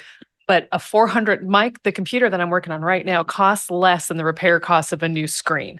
So I guess the Apple iPads, if you look, Robin, is it on? Yeah, that's Yep. $300. Yes. The HP X360, which is also a tablet, right? As I understand, is it a Chromebook? Because No, it is not. It is a full Windows 11 laptop. when I looked it up, trying to find, there's several models. There's some are made on the Chromebook platform and others are made on the Windows. And we use Windows, obviously. Yes. Okay. Yes. So, but that's $700. Yes. So my questions are this, are the Chromebooks that much better? They are not the Chromebooks, sorry, the HPs that much better than doing something like a Chromebook or an iPad for the kids? Number two is, I think the one that you bought, you said was because they're rugged. Yes. What I've been asking for, and I don't know if you have this, is the breakage rate of those, because I know what the national average is for across the board. And so I would anticipate if we're paying that much more than a Chromebook or, the Windows version of, are we getting that value out? One of the biggest problems for breakage is that our students does not carry the laptop in the bag we provide. They choose to leave it at home. And they throw They stick it in their book bag. problem. What's the first thing a kid does when he walks in the classroom? He throws his book bag down. So your book bag's being thrown down 7 times a day just inside the school building, not counting when they go to the And bus to be stop. clear, they're not spontaneously breaking. I Right. totally get that. But the question is, are we getting bang for the buck on the $300 additional cost for the more rugged version? Is it a lower breakage rate than the national average? I guess that's my question. We are providing the damage or preparing the damage rate for the technology committee for September. So I do not have those numbers with me today, but I can talk a little bit about the insurance. Of course, I live in Savannah, Georgia, so they do things a little bit different. In Savannah, Georgia, they make you buy the OtterBox for the iPad. Then they make you pay $60 Then they make you pay $60 a year for a third-party insurance. With that third-party insurance, there's still a cap. So the family would have to pay like $90 if they crack the screen of their laptop for each occurrence. And that's also a plan in some of the areas in South Carolina, is that they're offering some kind of third-party insurance. Some districts do it 2 ways. They say, hey, if you pay our technology fee, you get one damage free, and then you pay for the next. And then they say, if you don't pay that technology fee, you pay the whole price. Others are saying, here, use this third party $60 a year insurance. So it is an option, but I don't know if it's the best option for some of our families. Because that's a lot of money if you think about it. $60 per kid. Some of our families have 3-4 children. That all of a sudden turns into almost $200 a year compared to 60. So But if you break one screen, you come out $200 ahead. Well, if you break one screen, you still have to pay your 90 or whatever the deductible is. Yeah. So we have looked at it, but we just after looking through some of the plans, we didn't know if that would be what the families of Beaufort County would want. So it's been hard to look at. I'm sorry, what was the other? Well, I do have one. Do you mind if I have another?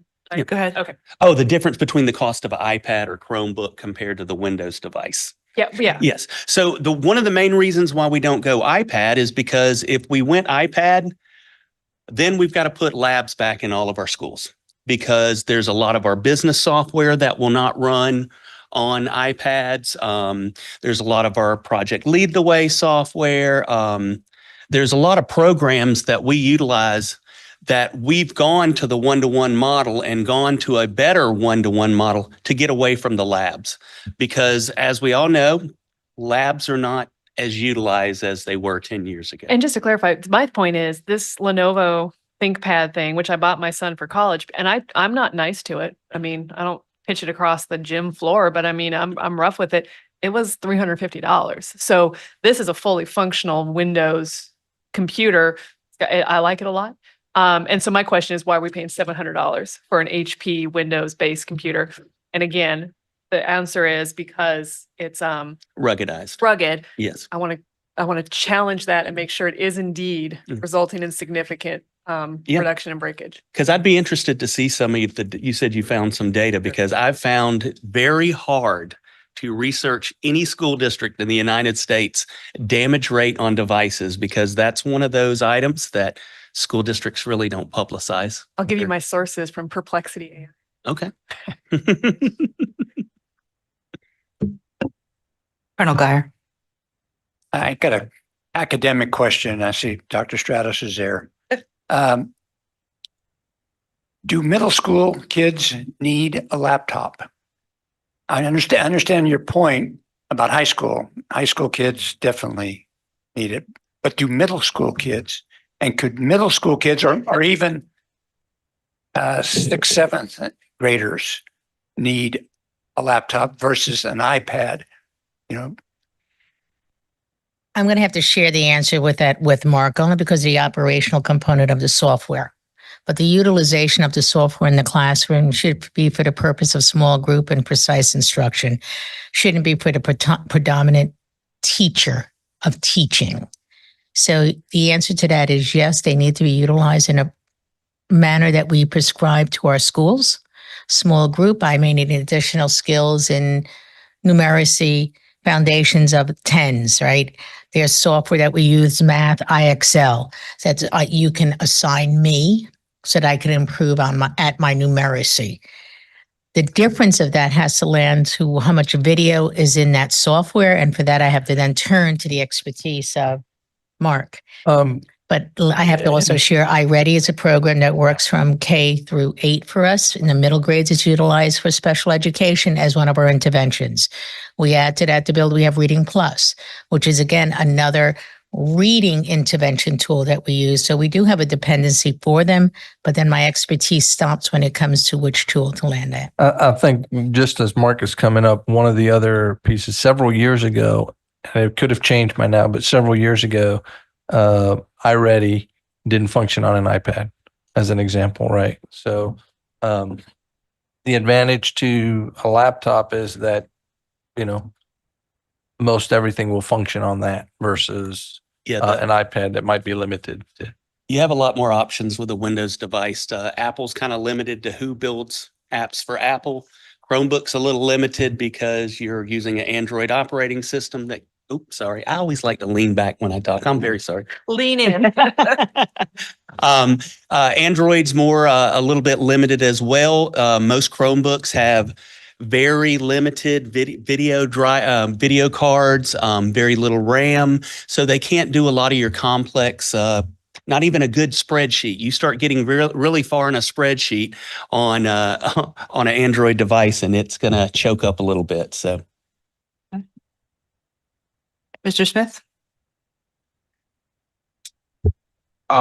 In terms of I was just going to say also in terms of that question, I would also think in terms of e-learning day or something something of that nature. I think it would definitely be more valuable to have a kid with a laptop than the iPad in terms of resources and what they can and cannot be able to do. That is So, very true. In the last 4 years, 3 years, we've started every school year with a hurricane. right. And unfortunately, this year we couldn't use the e-learning days, but in the past, it's really saved makeup days for the district by being able to provide that. Yeah, so I was just wanted to put that out there. But also in terms of our fee, I want to say actually kudos to the districts because I think we're right there in the middle and we're in a safe place. And this also speaks to the population that we serve in terms of the resources that we're giving to the community because you know if we just said that in terms of well, I'm just leave that alone. But I'll just say I think we're right where we need to be on that. And also not and also I appreciate this presentations because just a couple months ago, me and one of my colleagues, we were at a graduation. Well, actually, a couple of my colleagues, we were at a graduation, and I want to give kudos to the.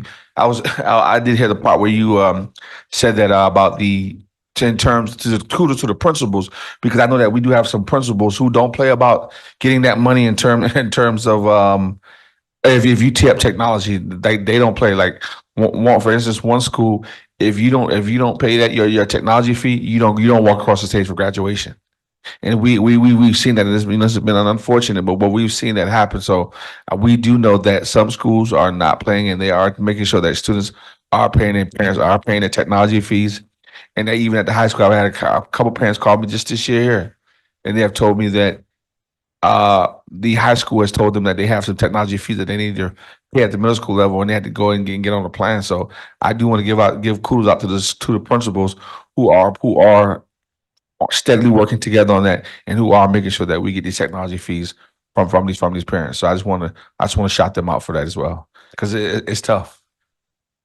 One other reason why we used to be K through 2 on iPads, and we moved that down to only K and 1 is because some of the state's changes in testing at third grade requires more writing and typing. So we changed it to second grade, starting to get a laptop so they could start develop some of those typing skills because we're moving away less and less from having typing labs in a lot of our schools. Well, thank you. I think that concludes this session. Thank you, Mr. Thank you. Chopin. And why don't we have a 5-minute break before we go on to our next agenda item? So just 5 minutes for bathroom.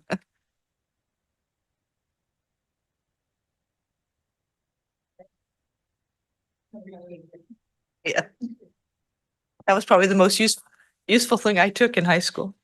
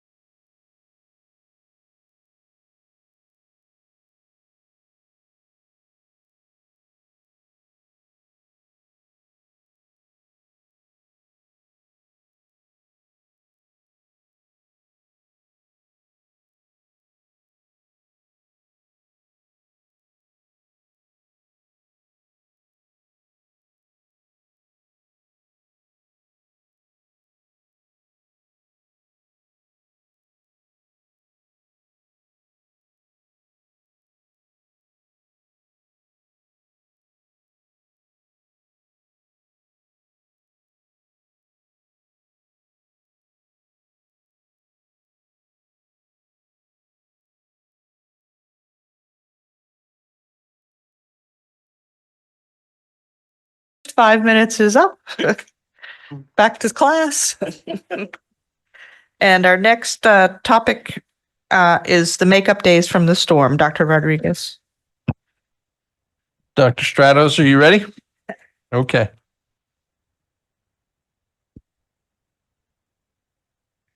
Good morning, Madam Chair and board members. I had that opportunity to say Mark's not here, but thank you for starting that conversation on virtual days. In your package, you should have two documents. One is our current 24-25 calendar. The second document is a memorandum from the state with regard to e-learning, or they may refer to it as virtual learning. I added that second document as a point of reference to the recommendation that I'll be bringing forward to you, Dr. Gwads. If we look at our current calendar, we have identified 2 emergency days that can be utilized within first semester. The first one is December 23rd. The second one is January 6th. I state within first semester purposely because second semester for students will start January 8th, 2025. The state allows us as an e-learning school district to have our makeup days be virtual. So that is a proposal that I am bringing forward. I want us to recognize, as per the memorandum, we have 5 e-learning days that may be utilized. This would take 2 of them. And they will still count as our emergency makeup days. I do want to share that. So with that, Dr. Gwads, I bring that forward All right. as a recommendation, ma'am. All right. Since we've approved the calendar and Yes. we're already in e-learning approval through the state, I don't think the board has to approve anything. It's just you're notifying the board and notifying the public. This is what we plan to do. Is that correct? Yes, ma'am. Okay. So are there any questions or comments from board members? Thank you, Madam Chair. I appreciate it. Thank you. Yes, ma'am.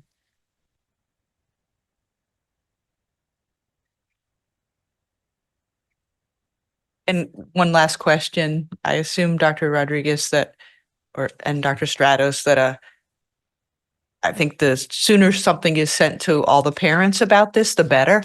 I was just headed to Ms. Dr. Buter, ma'am. Yes, Okay. ma'am. All Thank right. you. Thank you. So they know well in advance.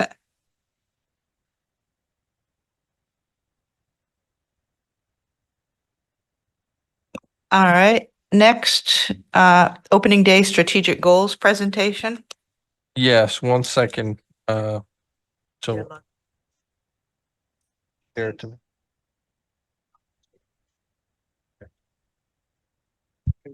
But somebody's got to let me in. Yep, we're ready. I'm just Oh, okay. needing to.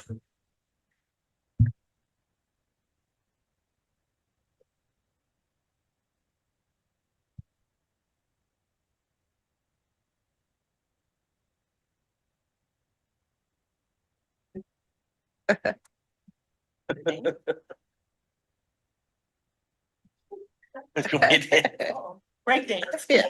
Watch out. Yeah, for the Olympic gold. Better than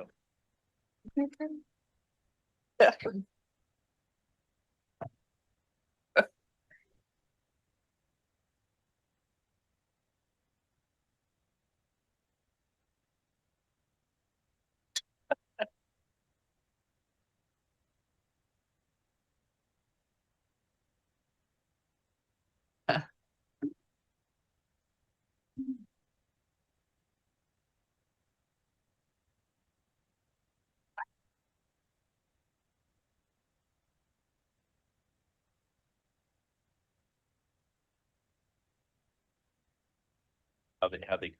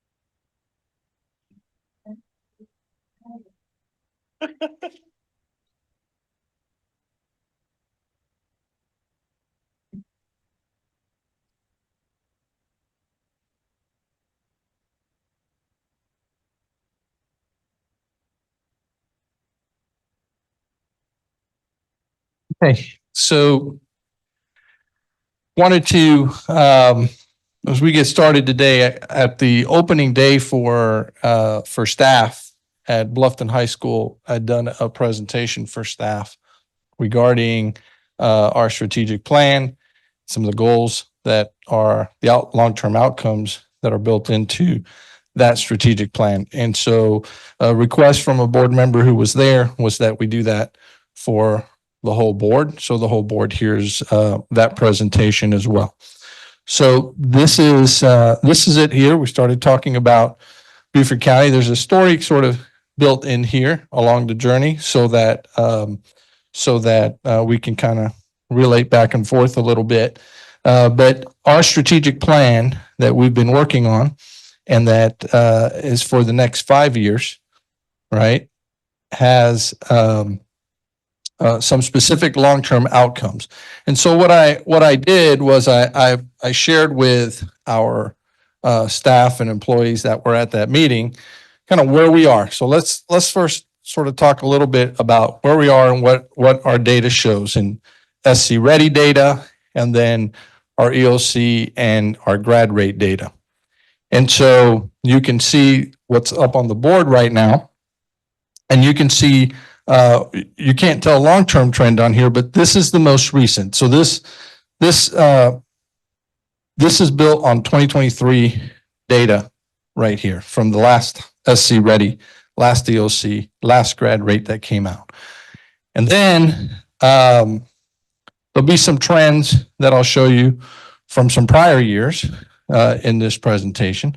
But in addition, know that what the 2024 data that is going to come out in October, okay?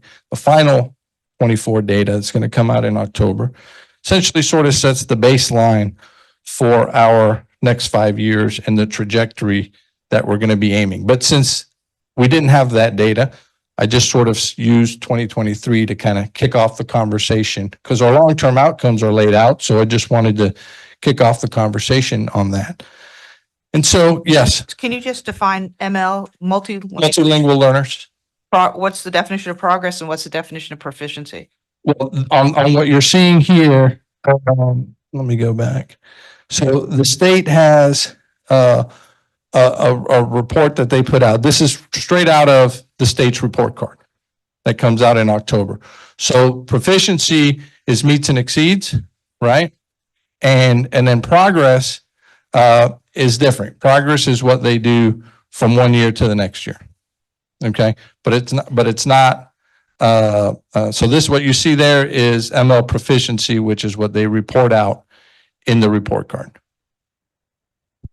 Okay, so the progress is, it would be an individual student, how much they've had growth over the It takes- year over year? It takes all the individual students, okay. right? And then they provide you a score. Okay. Thank you. Yep. All right. So I want to talk a little bit about mountain hiking in this for a second, because that sort of leads into where we're headed in our strategic plan, and it's part of the conversation. So this summer, I got a chance to get out west and went out to Washington and spend a little time doing a little mountain hiking. And so there's Mount Rainier in the background of that photo. And so one of the first things you want to make sure you're doing when you're going on a hike that might be somewhat of a strenuous hike is make sure that you check your gear, right? And make sure that you have the tools and the resources you're going to need with you along your journey. Okay. And so if you're hiking, you're talking about first aid kits, you're talking about navigation equipment like GPS and maps, and you want the right shoes, you want a backpack to carry any equipment you need or anything like that for the journey, right? So kind of no different And what we want to do is check our gear. Part of our gear is also our students in our case, right? And so this is a particularly interesting slide because what we're talking about here is kindergarten readiness, on track for second grade, on track for third grade in ELA and in math. Okay. And so one of the things that I did was I placed that red bar that you see going up and down on that graph. And that red bar is the COVID year. Okay. So that's 2020. All right. And there are no assessments in 2020. Okay. But nonetheless, right, we have some prior assessments and we have some assessments afterwards. So you can see when you're looking at the navy blue line, if you will, right, that's the kindergarten readiness. And that is where our kids are coming in to kindergarten and their readiness score. Okay. They usually take that in August or early September, and we get a kindergarten readiness score for the students. But what's particularly interesting to me is when you look at the orange line, that's ELA on track for grade 2. And then you look at the blue line that says math on track for grade 2, right? And this is information the state does report on, right? So one of the things you can see is sort of a little flatness, right?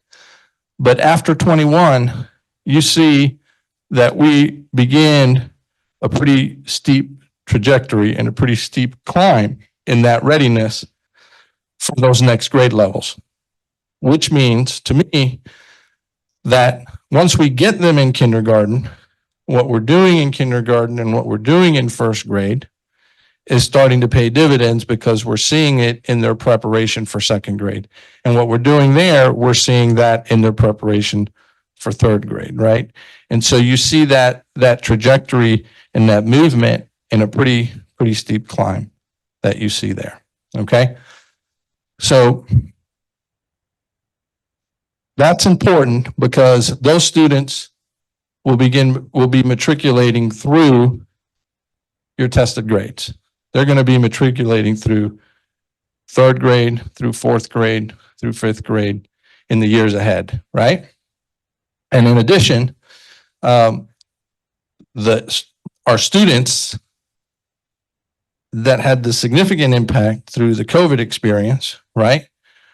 We're going to see them as we continue to race to accelerate their recovery. In language arts, we've already done that. We're way past the pre-pandemic scores. In math, we're still getting there, like everybody else across the country. And so what we see here is actually that I think those students were not in school. Now, some of these students were not in school during the pandemic experiences, right? But after the fact, they're matriculating into our system. And the other ones are either recovering or matriculating out on the back end of the tested grades. Okay.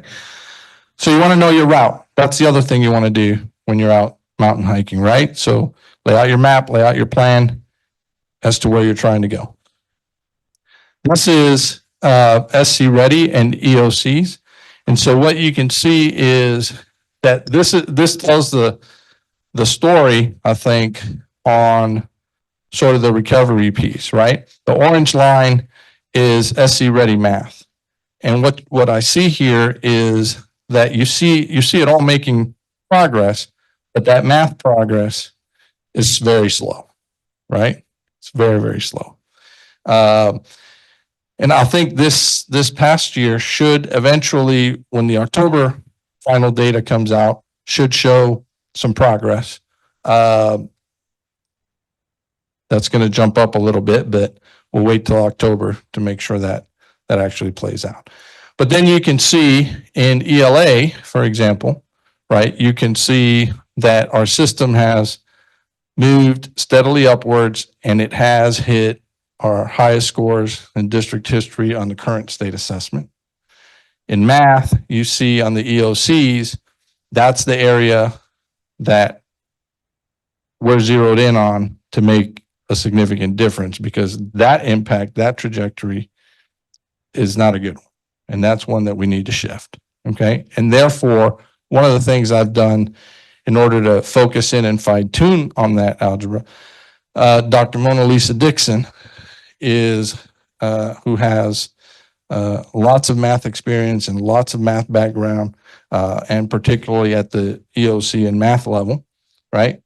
She's one that I've pulled and said, this is what I want you to focus on system wide for us.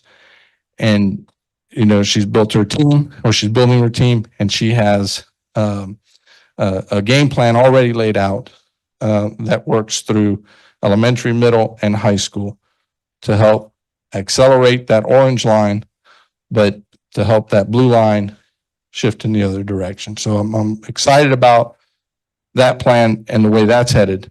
The other thing on EOCs, when you're talking about EOCs in the high school level, our students who take algebra in the in the middle school, right? Some students are taking that in 7th grade. Some students are taking that in 8th grade, right? So they're not really showing up in your 9th grade data, because your 9th and your 10th, your 9th grade data, right? You're working with the students who it's the accelerated students that are taking it in 7th and 8th. So they're not in the equation in the 9th grade, right? If that makes sense. Okay. So sometimes when you're looking at the climb ahead, it can appear to be overwhelming. And so that's why one of the things you need to do is you have to chunk up that trek, and you've got to really plan your route so that you're having check marks along the way, right? To make sure that you're on path, you're on target, but you have set chunks and goals along the way so that you're not just looking like I got to get from here to way up there, right? Okay. And so we do the same thing in classrooms, right?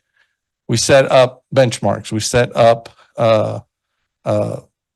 mid-year diagnostic assessments, right? You're checking to make sure you're on the right path, and then you set some yearly goals. That's how you're chunking your journey to get from here to there. Okay. Sometimes it seems impossible, right? But every turn has the potential to inspire for more. And so when you look at what happens in classrooms, there is room for celebration along the journey. And you have to have those celebrations, because it's those milestones, when you hit them, that bring alive that opportunity to inspire and to see what is possible in each and every classroom every day. And so here on our climb in Mount Rainier, there's a mountain goat, right? Like, seriously, right? And so you've got these snowfields up there, right?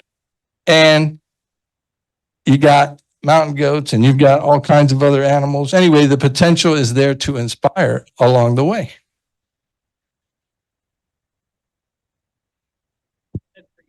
There you go. You never know. But here's the other thing, right? You have to stop and celebrate what is right in every single journey. Okay? In every single journey. When I saw this, I thought, I don't know, that looks like something out of the Lorax, right? Okay? But turned around and looked behind me, and there's the opportunity to celebrate in every path on the journey. And the same is true in our classrooms, right? The journey and the climb we have set is steep, and we know it. I described it to you as bold and audacious in the goal. Okay? Our system serves more than double the number of multilingual students than the entire state.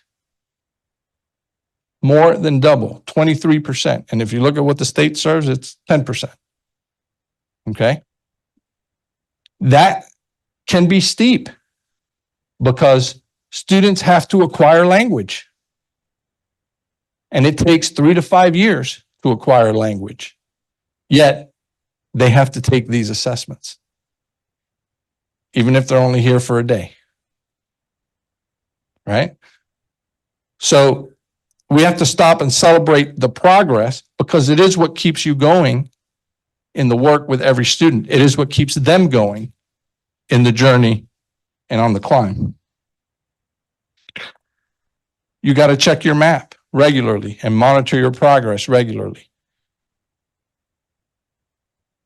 Check on your team, whoever's climbing with you, right? You don't want to leave a man behind, or a lady, or a kid in my case. But when you complete the hike, use an opportunity to enjoy the accomplishment. And so when we got to the top, this is the view, and way in the back was Mount St. Helens and Mount Adams over to the left, which I don't think is visible. But you can get there, but it's a tough climb. It's a tough hike, but it's the right one. Well, our district strategic plan, and I expect everybody in our system to know it, 75, 75, 92. 75, 75, 92. Those are the targets we've set. It's a steep, bold, audacious climb, but that's where we want to get, right? In the next 5 years. And so I shared this with our staff and our employees. And everywhere I go now, somebody yells from somewhere, 75, 75, 92. I could be in the middle of Walmart and somebody's yelling across the aisle. I met one of our teachers. I ran across one of our teachers at Target the other day, and they were getting their supplies and they're pushing their cart. And she's like, 75, 75, 92. I'm like, oh, okay. All right. But that's what you want. You want everybody knowing what high quality educators and high quality administrators is important in the journey, in the climb. I'm not going to read all of them, but you can see that this touches upon various components that are important in the journey.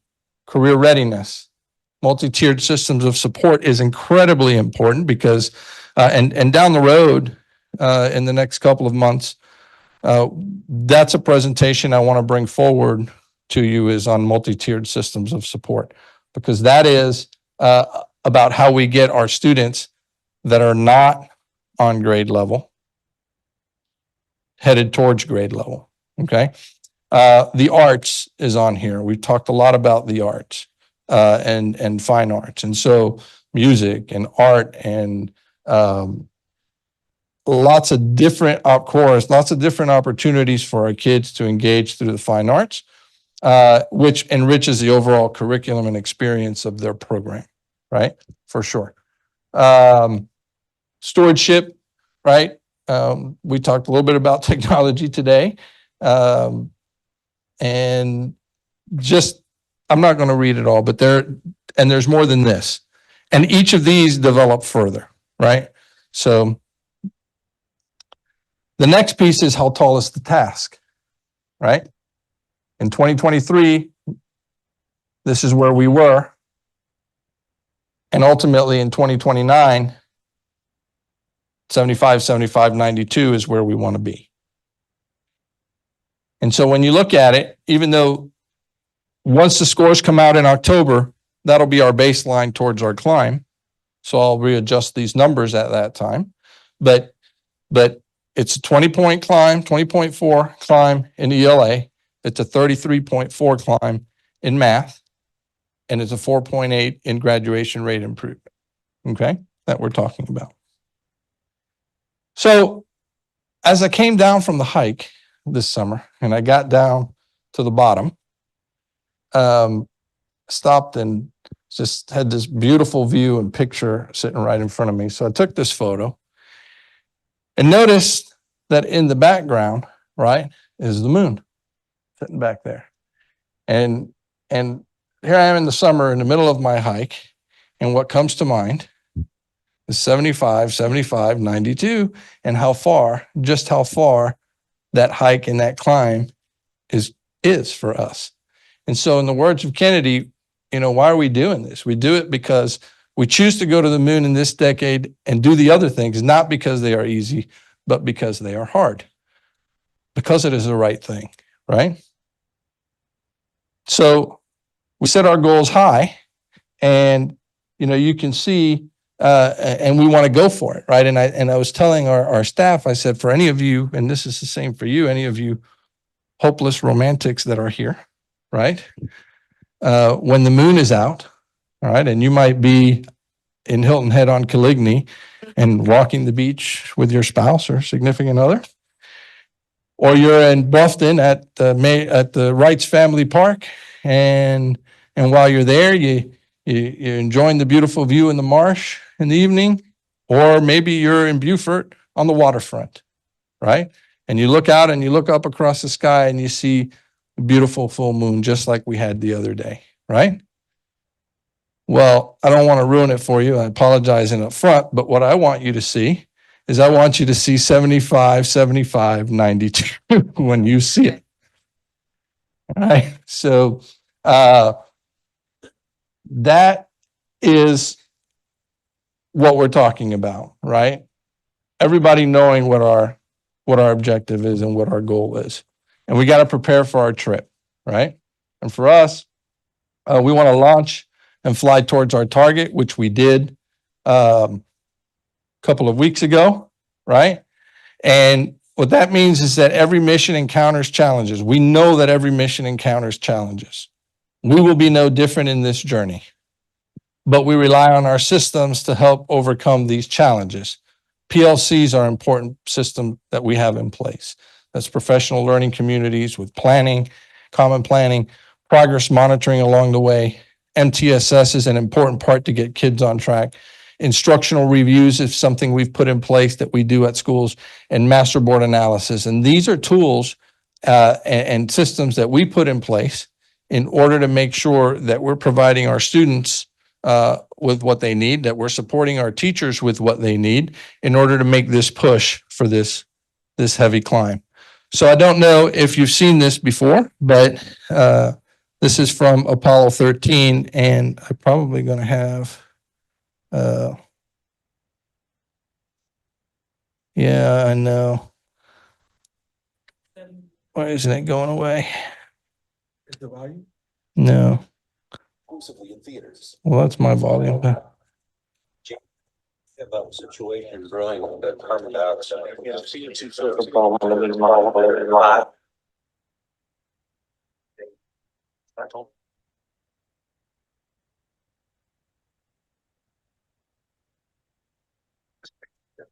Scrubbers on.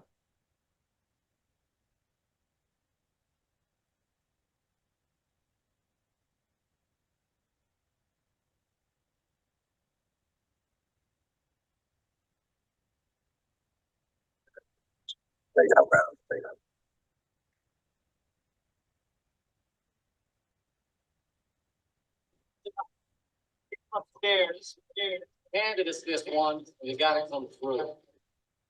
We gotta find a way to make this fit into the hole for this. Using nothing but that. Let's get it organized. Hey, let's build a filter. Maybe get some coffee going. You can see in here that everybody jumps in to make it work. And that's what we're talking about, because that's what it's going to take. It's going to take more than just the school district. And when I go around town speaking and communicating with members in the community, I'm going to let them know what our targets are, but I'm going to let them know that we need them in this journey, because it's going to take anything and everything we've got to push it to those levels. Okay. And that's going to be really, really important.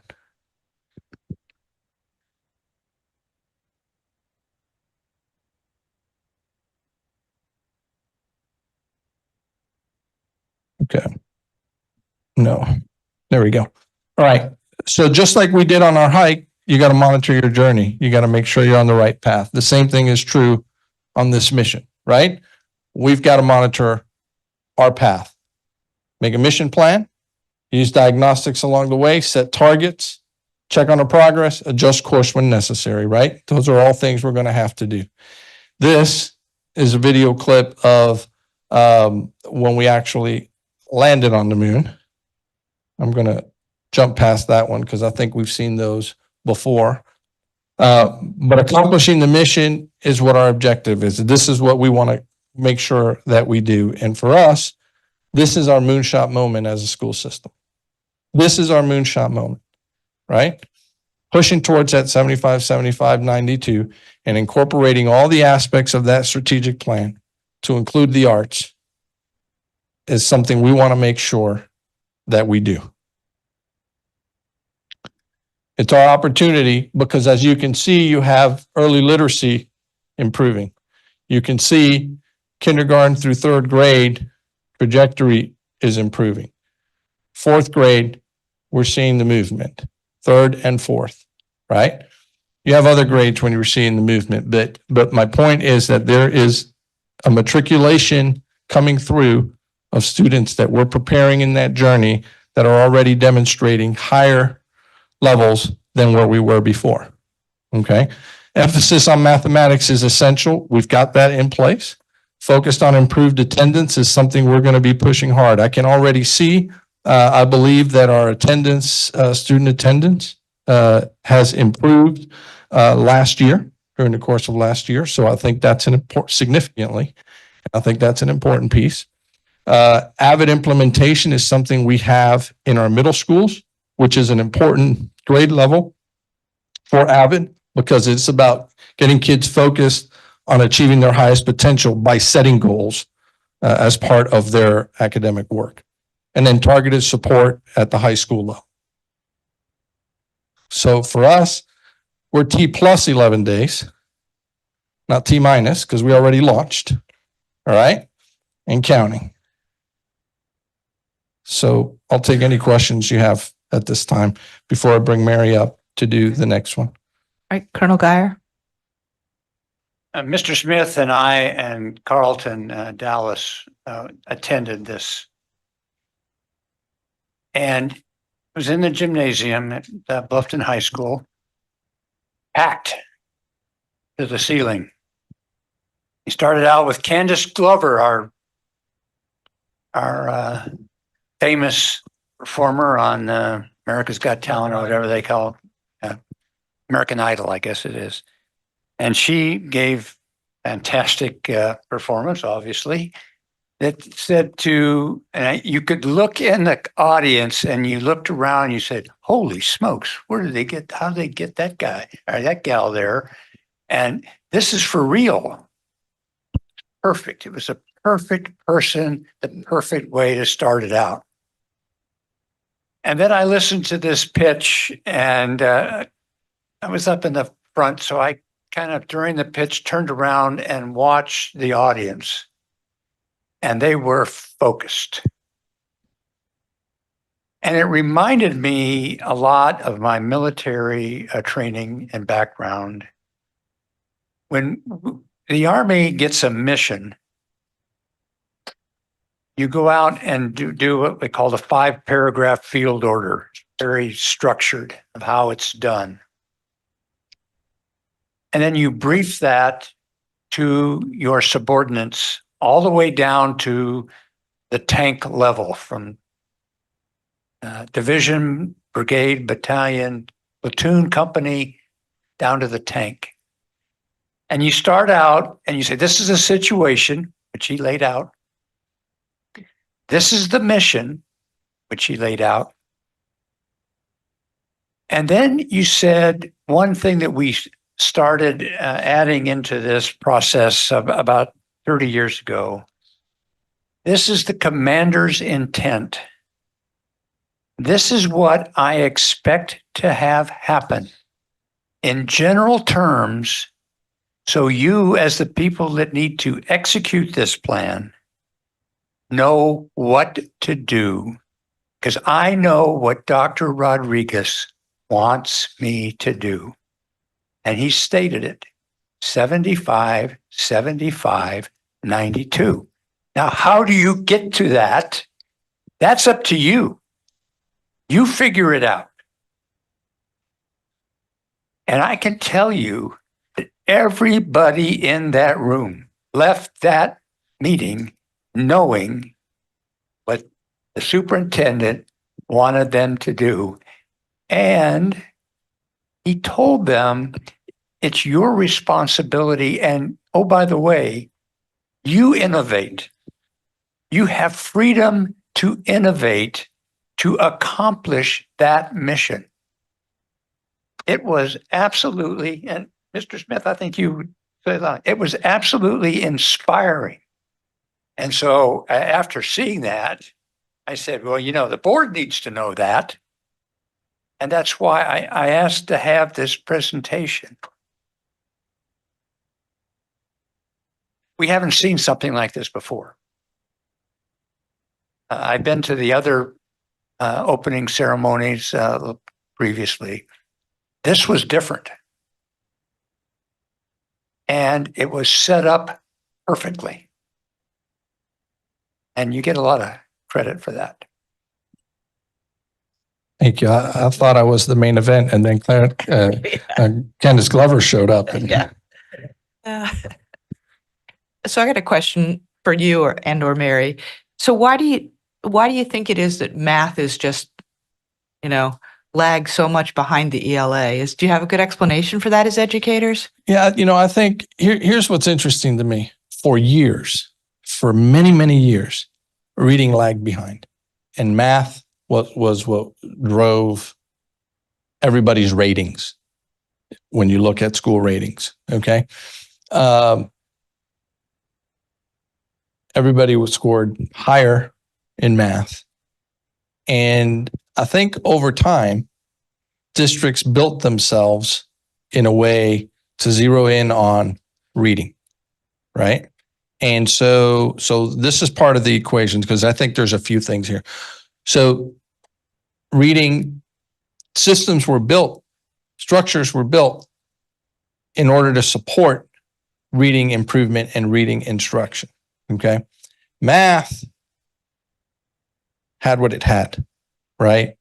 And there wasn't always a lot of additional emphasis put there. I mean, you had curriculum people in the district office that supported math, but you might have one where you might have 4 in a district our size or 5 for reading, right? Instructional coaches that support in schools, you always started with instructional coaches for reading. You didn't necessarily have enough to have instructional coaches for math. Pandemic comes, before the pandemic, okay, you see a major shift in math curriculum and math instruction. And it goes from being what we were accustomed to when we went to school, where it was, memorize your math multiplication tables, all of these things, right, that we did, right, which makes your math fluency a lot quicker, which makes your, right, your basic math facts are right at the tip of your tongue because you've memorized those things and you know them, right? And it shifts, and the standards shift from a focus on that, right, as particularly in the early ages, to all of a sudden it's a thinking curriculum, right, overnight. And that was a major shift for teachers. That was a major shift for parents. It's been a major shift for parents. Parents still today are like, since you changed math, right? You don't really change math, right? Math is math. It's always reliable, right? But the approach to math has changed, right? And so I think part of math instruction these days is in the use, at the early ages especially, is in the use of manipulatives, right? Where kids can get their hands on things and that's part of the math instruction, right? Here comes the pandemic, right? And things change, right? Now, Now they're telling us, don't put math manipulators out there because you can spread this or spread that, or kids are separate and they're not working together to solve problems and blah, blah, blah, right? And over time, okay, that is what got hit the hardest across the nation, right? That's not the only explanation, right? There's got to be way more than that to it, okay? But those are factors at the early ages for sure that definitely develop some problems in. And then the other piece is, we experience it too, right? In parts of our county, 80% of families chose to go virtual and 20% chose face to face. And in the other part of the county, 80% chose to come face to face as soon as possible and 20% stayed virtual, right? And so you have that impact. Math instruction, virtual is, might be fine at the college level, right? It's harder, a lot harder at the early grades and middle grades. Okay. So I think it's not one thing. I think it's a multitude of things that sort of land there. And then nationwide, I mean, it's been a decade worth of impact is what the Secretary of Education said at that time, right? And or in the assessments after, right? And I see our recovery, right? It's a bump, sort of flat. I think we're getting ready to see a bump, and I want to capitalize on that. And I've put some things in place here at the district office to support schools in math instruction. So I've beefed it up so that we have that support in their planning of lessons. When math changed, so to speak, right? Planning for math lessons had to change. Okay. And that transition hasn't been the smoothest for people, right? Over the years. And I think that having a system that supports PLCs that we have in place for math, so we can do the kind of strategic planning that is necessary. Those standards, if you read the standard, one day we should do that. One day I should bring you all the standards to read.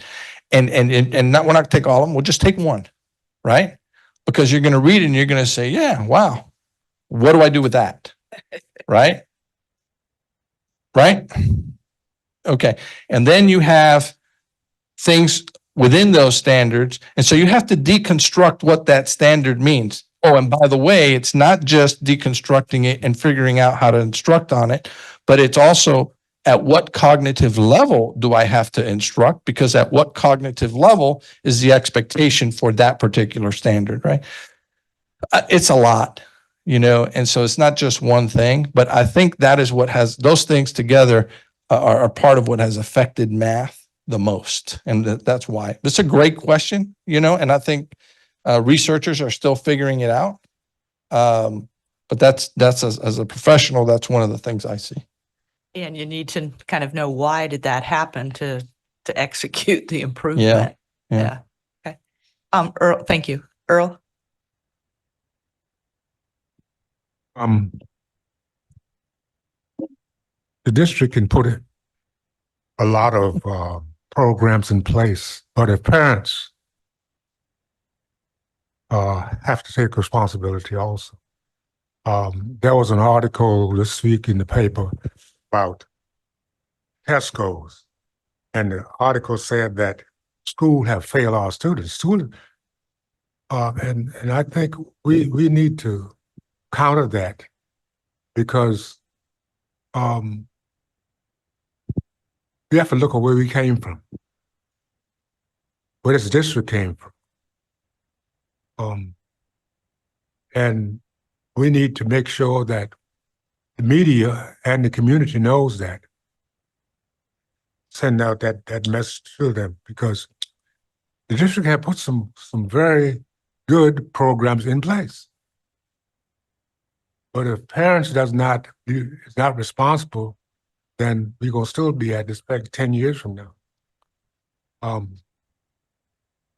A lot of our younger students, when they first day they get to school, they're already 2 and 3 grades behind already. And that's not because of the district problem. That's not district problem. That is because parents. Thank you. Ms. Boatright? Thank you for your presentation. And I would like to say, to really understand the concept, I feel like I'm going to have to hit the travel budget to go to Mount Rainier to really, yeah, right, get a handle on what you're, what I will say, I love the idea of empowering teachers and saying, here's the goal, let's do it. My question is, some are going to be more successful than others. Yep. Of course. And then, you got to figure out, was this person more successful because they happen to have a group of students that were really attentive versus someone, who's got a group of kids where they're not showing up, and, so I don't know how you, account for that confounding variable, but I think it'd be really important as we embark on this to sort of start seeing, hey, this is working, and this is something so that we can then at some point replicate. So you kind of weed out the stuff that isn't as effective Yes. and really put forward. So how are you going to do that? Yeah. Well, I didn't plant that question, but earlier today I was sitting here and I was talking about, there are some missing pieces in the district component that I think we need to support schools a little bit more. And I really do think that we should have a research, evaluation, and assessment department, which we don't have. And I think that, and I think that is something we're going to have to build in next year, right? As we move into it, because what that does is I can say, okay, I've invested X number of dollars in this, right? Are we paying dividends here, right? Are we seeing return on investment on this?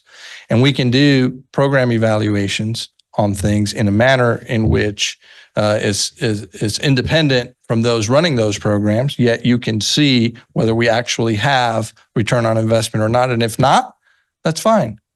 We can either tweak, make adjustments and check it again, or we can repurpose those dollars into something else in another attempt. That doesn't mean people lose jobs. That means their jobs change, right? But in essence, it allows us to make more strategic and more targeted decisions. I mean, we've been building different things to support our schools in the district office, but this is one that I think would be of value to the system as we're moving forward. The other thing I think is to also look at an incentive component as well for educators in terms of how students are doing. So as a follow-up to that, because that is very exciting, because I think that, all these things we're trying, if we don't have data to support what we're doing, it's really hard to communicate that, and you're Yes, not it is. really identifying the problem. Yeah.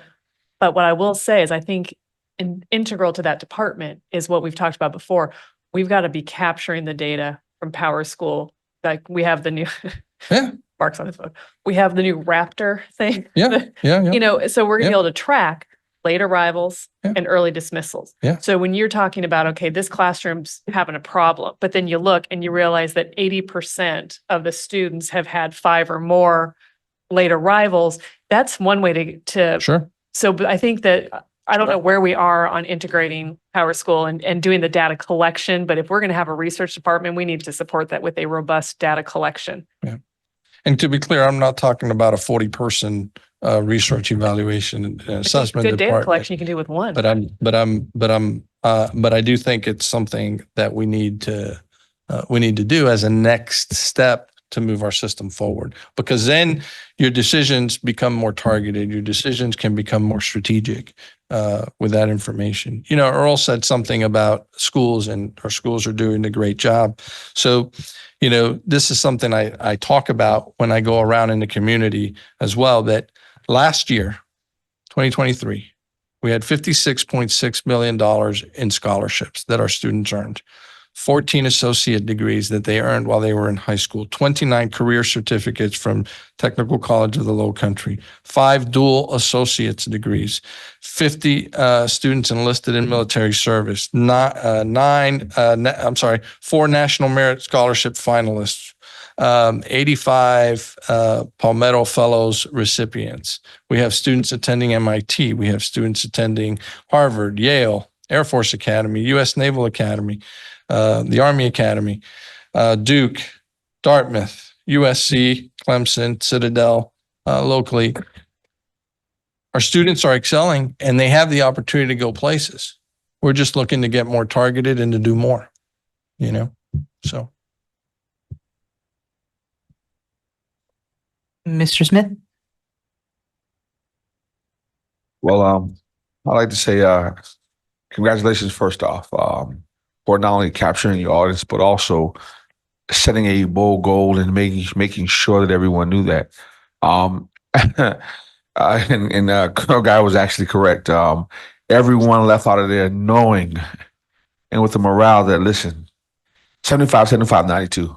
I had a principal tell me, all right, Mr. Smith, first week back. Now look here now, when those parents call you, look here, like just saying South Carolina, when you call the phone, welcome to South Carolina, what a beautiful place. 75, 75, 92. That's our goal. How can I help you? Make sure that's your picking line. I said, whoa.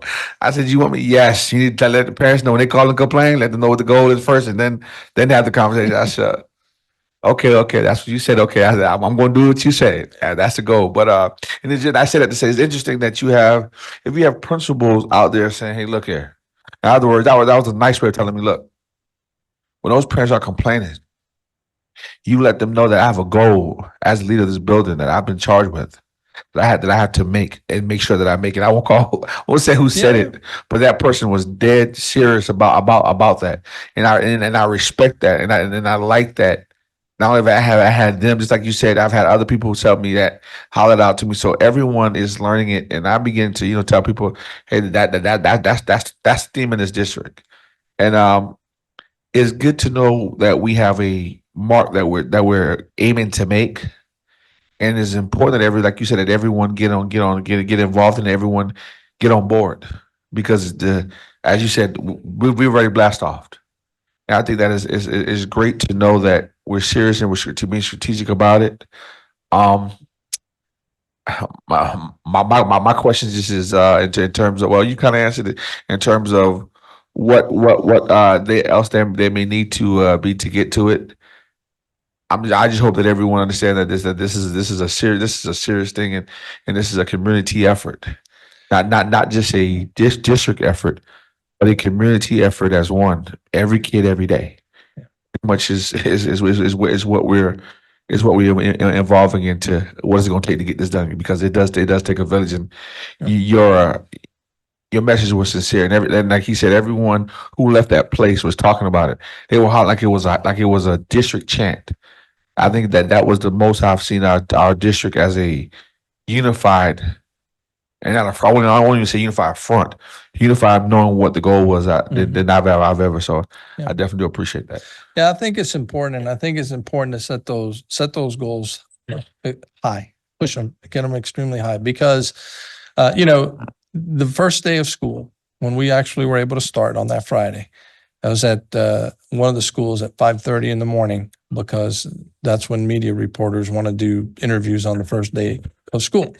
So standing there in the front, and we did a few rounds of interviews, live interviews, and then a little bit later we did some more. So you kind of hang around in that spot until they're done, and because they catch you from time to time, they bring you in, and so all of a sudden the car line starts lining up, and so I know that our principals have already been talking about it with their communities, and the teachers that were there have already been talking about it in their communities, and front office staff who were there have been talking, and bus drivers who were there have been talking about it, because in the car line, as I was leaving and getting into my car to head out to another school to visit that morning, somebody yelled, "Dr. Rodriguez, 75, 75, 92. So parents, or it's filtering out there. When I go around doing community meetings, that is going to be a major point, because I am going to say, we need every possible support piece that's out there to get there. It's the way it is, So if we can unite, if we can all get behind it, I think, our chances of hitting our target and our goal are better. So. Mr. Guyer. I would really encourage you, to repackage this a bit and get out to every service club and let the community know this. Yeah. And it'd be worth a piece in the paper, local paper, saying this is where the district's going. This is our goal. We need to get it out there so that community members that don't have kids in school understand, especially when they read all the negative stuff that comes out about schools and everything else, that you have a plan, you have a goal. It's an audacious, hard to reach goal, but it's something that you got to put it out there or you'll never get to it. And I think this would go a long, long way into not only informing the public, but also get public to say, how can I help? Yeah. Yeah. Because they will help. Yeah. They just need to have a target for them. Yep. To achieve. Yep. Okay. Thank you, Dr. Rodriguez.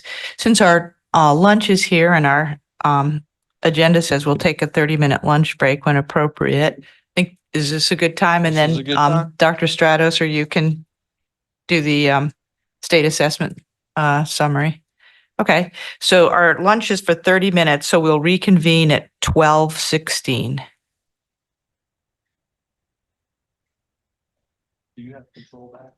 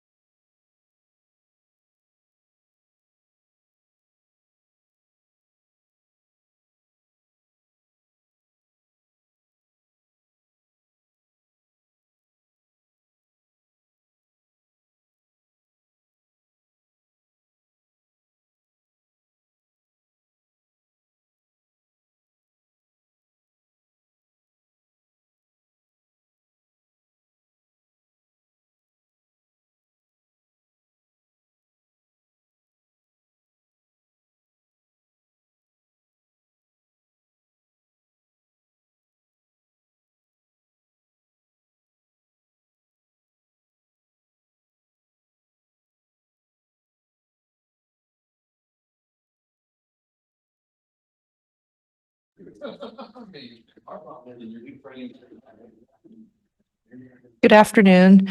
This is the Beaufort County Board of Education work session of August 23, 2024. We have just completed our lunch break, so we will continue on the agenda. Next on our agenda are the preliminary academic results. Dr. Rodriguez? Dr. Stratos? Thank you, Madam Chair and board members. I bring forward a summary of the currently released state accountability data. I first want to share that data points presented today they have been returned from the state. They are raw data points. I want us to recognize that these data points reflect every student who sat for state required assessments and is not the file, as Dr. Rodriguez referred to earlier, that you will see in our accountability data points to you once the data is unembargoed. Right now, this includes all multilingual students, all students who they may have arrived the day or enrolled the day before an assessment, they sit for the tests. As I go forward with sharing this, let's note that the accountability in the state of South Carolina is a requirement from the federal government that was put into place in 1998, revisions in 2017. And since 2017, the state has put forward numerous waivers. To date, they have not been approved. Under the legislation, this falls under Title 58-18100. Requirements for a performance-based accountability system was established. And with that, I will start. First slide. And if you could pause here a second as I take you into just a shift for a few understandings. Number one, I want you to look at these steps as a distributive accountability model for curriculum or instruction. And what I mean by that, let's build on the conversation Dr. Rodriguez started with math. Each year builds on the next. No academic grade level is in isolation when it comes to accountability. The greatest places that you will see this happening is in biology and U.S. history. So in other words, our sciences and our U.S. history constitution. Hence the significance, importance of our teachers in the early grades teaching social studies, as you may know it, and or science. So distributive accountability, that was the purpose of sharing this with you because there was a progression of our standards. I want you to also recognize as we go through this, and we had that conversation earlier with regard to building that creativity. Some of the language you'll hear us using in our division during this academic school year for creativity is autonomy with fidelity. I want you to be creative at your work, but there's a fidelity of practice to ensure that we are teaching to the rigor and the complexity of the standards. May we go to the next slide? Thank you. This right here gives you an overall of the district trend data from 2021 through 2024, respectively, for English language arts and math. If you do an overall quick analysis, it's an 8.7 increase for English language arts and a 3.6 increase for math. And this is for grades 3 through 8. So whenever we see SC ready, let's always keep in mind it's for the accountability grade levels, so 3 through 8. We did not have a science test this past year. So I want us to understand that's why you don't see a column for science. And I'd also like you to recognize that English language arts this past year was the introduction of new standards and a new textbook adoption. A lot of work had to go into that rollout because this academic school year, our students will be assessed on new standards in English language arts. And at the same time, that elementary teacher now is teaching new standards for ELA. Also, receiving training and working on a new textbook adoption for math. So we have some challenges to give support to our early grade teachers, because they're going to be having a transition. Technically, they've had transitional years 2 consecutive years in a row. Next slide, please.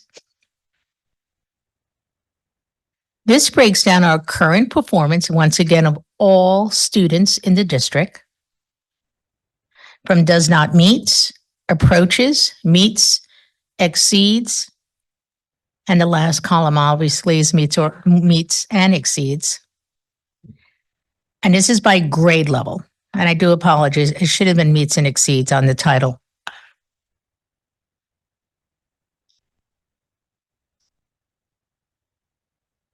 I just caught that. Our next slide. Same umbrella. End of course exam. We're looking at trends as we did. I provided you for SC Ready for math and English. It is from 2021 to 2022. And you'll see that we're having a continual progression of growth actually from our SC Ready as well in our EOCs. But I do want to bring to light 2 areas. 2024, English 2, we had a slight drop. And in our U.S. history and Constitution, we had a slight drop as well.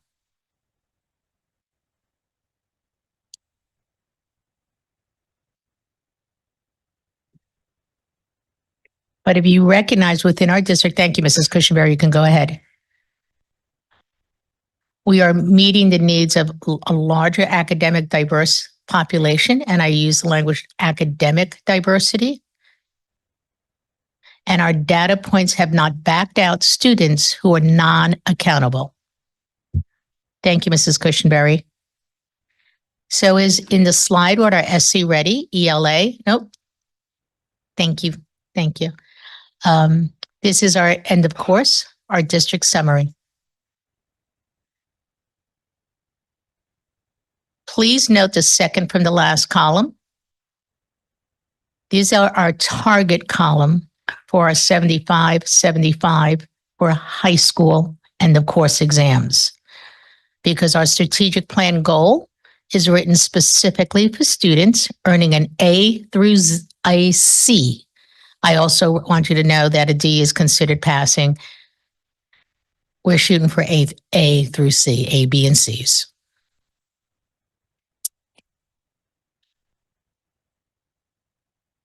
Mrs. Cushenberry, thank you. This slide is just a slice of the college and career readiness. These are the results for WIN testing. So I do want to share that again, that is just a slice. You will get the total composite scores in October, but this was released from the state on the 16th of August. So I want to just present this to you as well.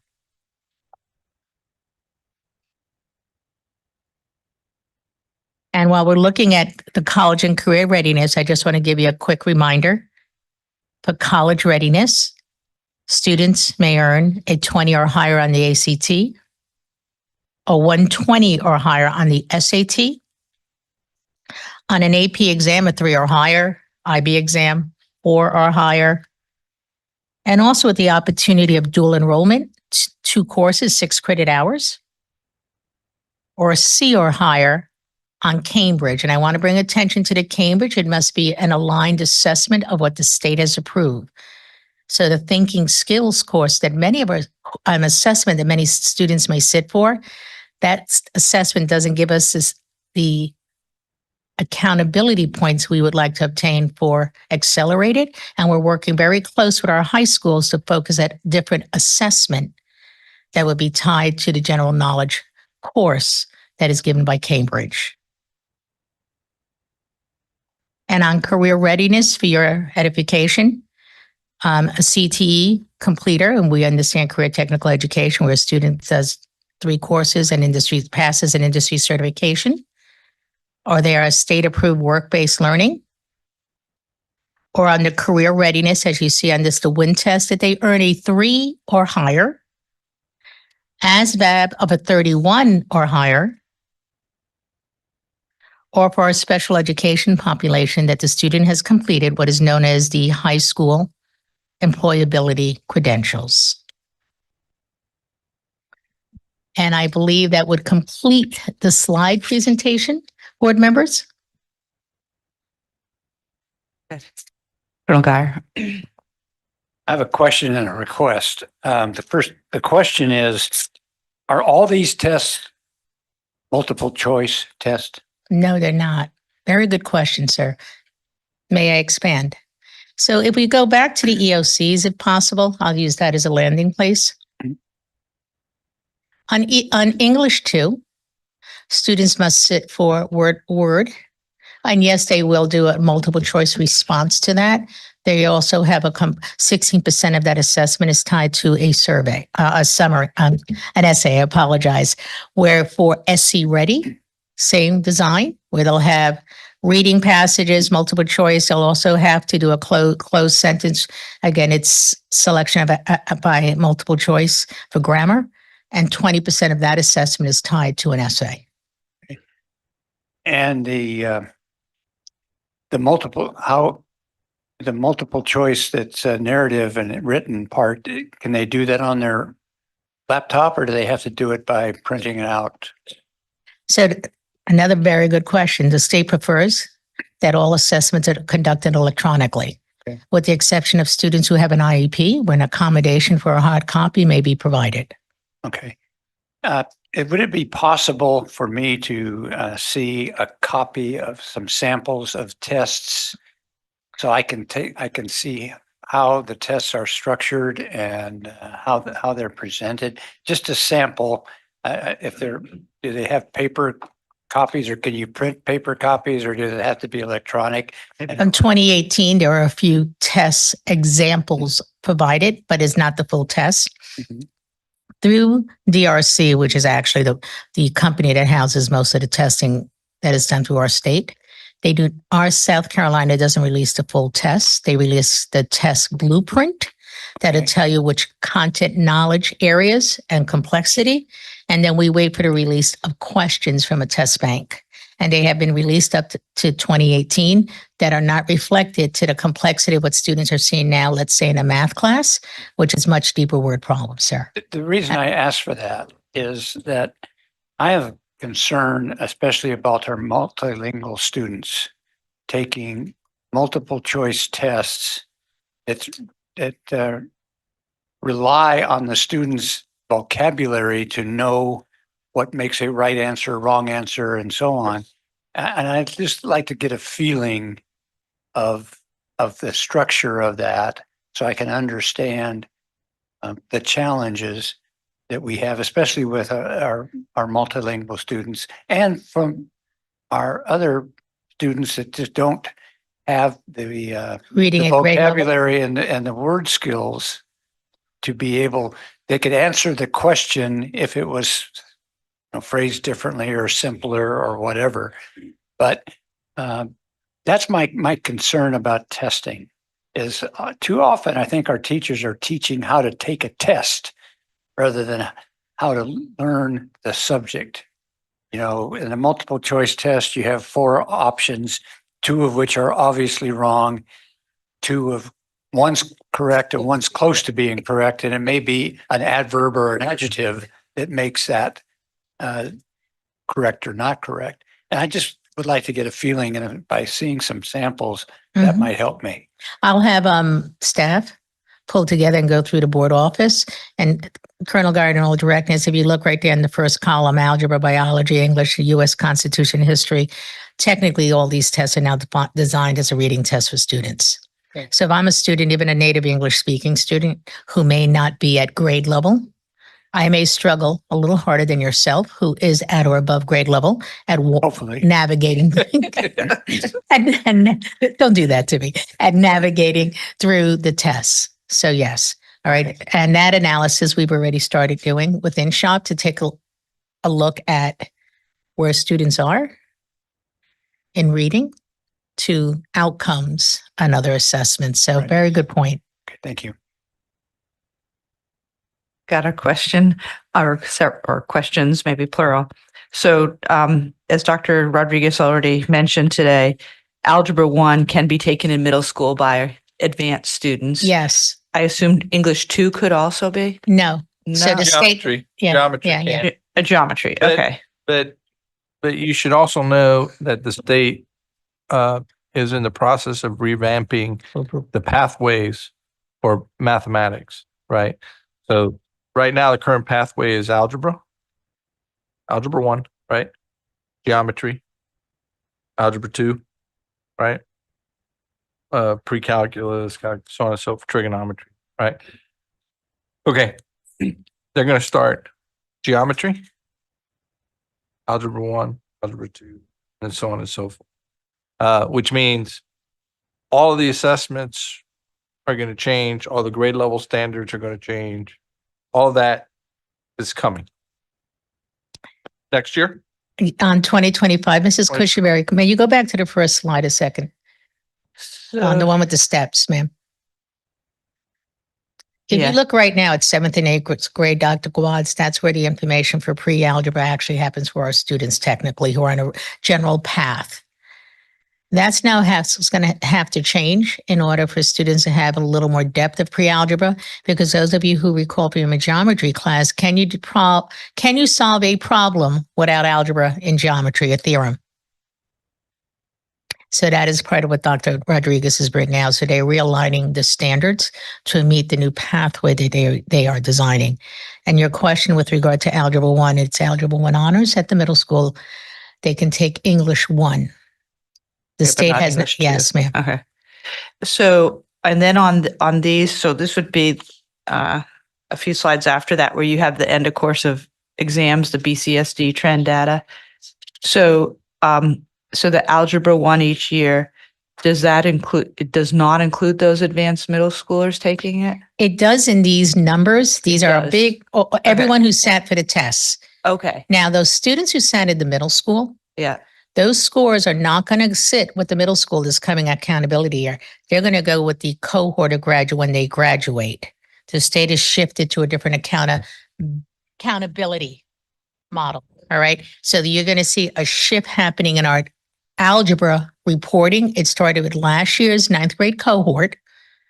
So you'll see that happening in about 2 more years, where that middle school math will start being with that graduating class of 2027, I want to say, if I'm correct, right? Right now, it is embedded for the year that they sat the tests, but that is not, that it's being shifted. And that's why they took all algebra tests. Every algebra test that was taken last year is going to be reported on the outcome of the embargo data coming out in October. They've done a total change. And so yet- what, so I'm not grasping why they would do. Mine is not the question why. Mine is just to do or die. Mine is to make sure we are ready for this. And I'm being very There's honest been- with that. So There's been a lot of Yes. debate over it amongst math teachers across Yeah, the state I mean- but the group that they pulled together, I Yeah. guess, made the recommendation for that, and so they've shifted forward. But not all math teachers are on board with that. Yeah. Okay. But they're going to have to be. But yeah, it's the Education Oversight Committee with regard to the accountability component. And then the decision with math hasn't been digested well by many. Okay, so along similar lines, so this Algebra 1 this year on this slide would include middle school students taking it. And it would also couldn't it include high school students who are, let's say, a year behind in math, taking Algebra 1 later than what would be the normal sequence? Is that correct too? Yes, Yep. because this is also our last year Okay. of the foundations math and the intro to math that we sat for both those courses and were successful. You would sit for the Algebra 1 EOC. That is not allowed anymore after 2025. And as we go into the new shift, as Dr. Rodriguez is sharing, and we as a system have been very successful with that model, Yeah.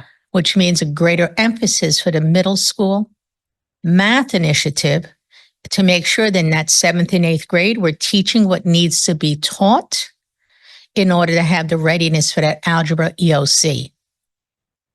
Okay, then Keep, it's been a long time since my kids were in high school. Um, so what year is typically biology one offered? What are the students? Are they? tenth? well, it depends. And I Okay. mean that with the greatest Yeah. respect, because as a language learner, some schools, like they have the opportunity, some of the students to sit as a junior. Let's wait till we have a little more. You're coming in, you're an accountability multilingual student. You're going to be an accountability multilingual student because of my access scores shows that I am acquiring English. Yeah. That school may choose and give them biology at a junior year. And how about if General- they're a native English speaker? Generally, 10th grade. And 10th how grade. about U.S. history? What year's that? U.S. history generally as a junior. Junior. And our recommendation is the utilization of the world history as a precursor to help understand the age of revolutions in order then to build on our U.S. history. That is our recommendation to the schools. It's funny how the pendulum goes back and forth because when I was in school a long time ago, we did the current sequence you do for math, algebra 1, geometry, algebra 2, etc. And U.S. history was given as a 9th grader, world history as a 10th grader, and biology 1 as a 10th grade, like what we're doing. Yeah. Okay. Just curious. Thank you. From looking at these scores, to understand the math scores, when I was looking at them, looking over them,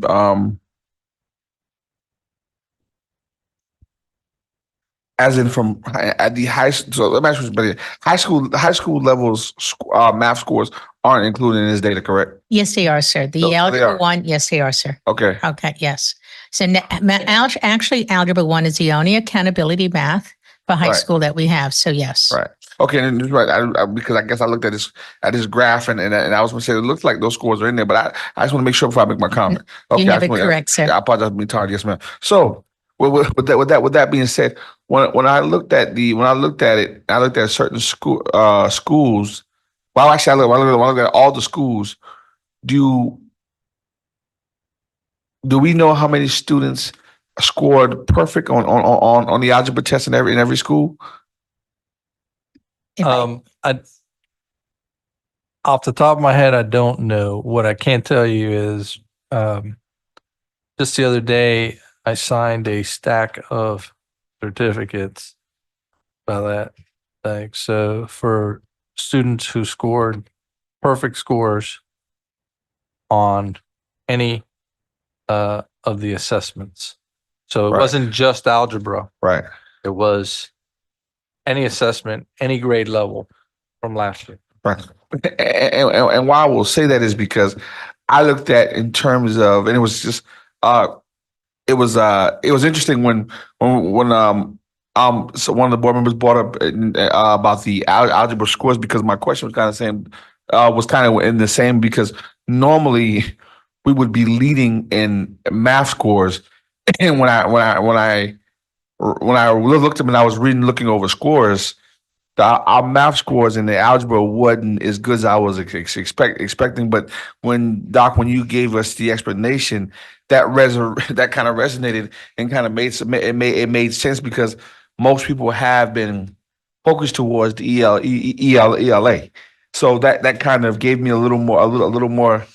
All right, get up off your frustrated box, and that gave me a little more motivation to help get past it. But I was just concerned because when I was just looking over, I started out with a couple schools, and I started looking at all of them, and all of them kind of had a basically low score. And I know what these scores were, but I would just say that I was shocked that I was expecting more students in the math area to knock it out of the box than what I saw. But to his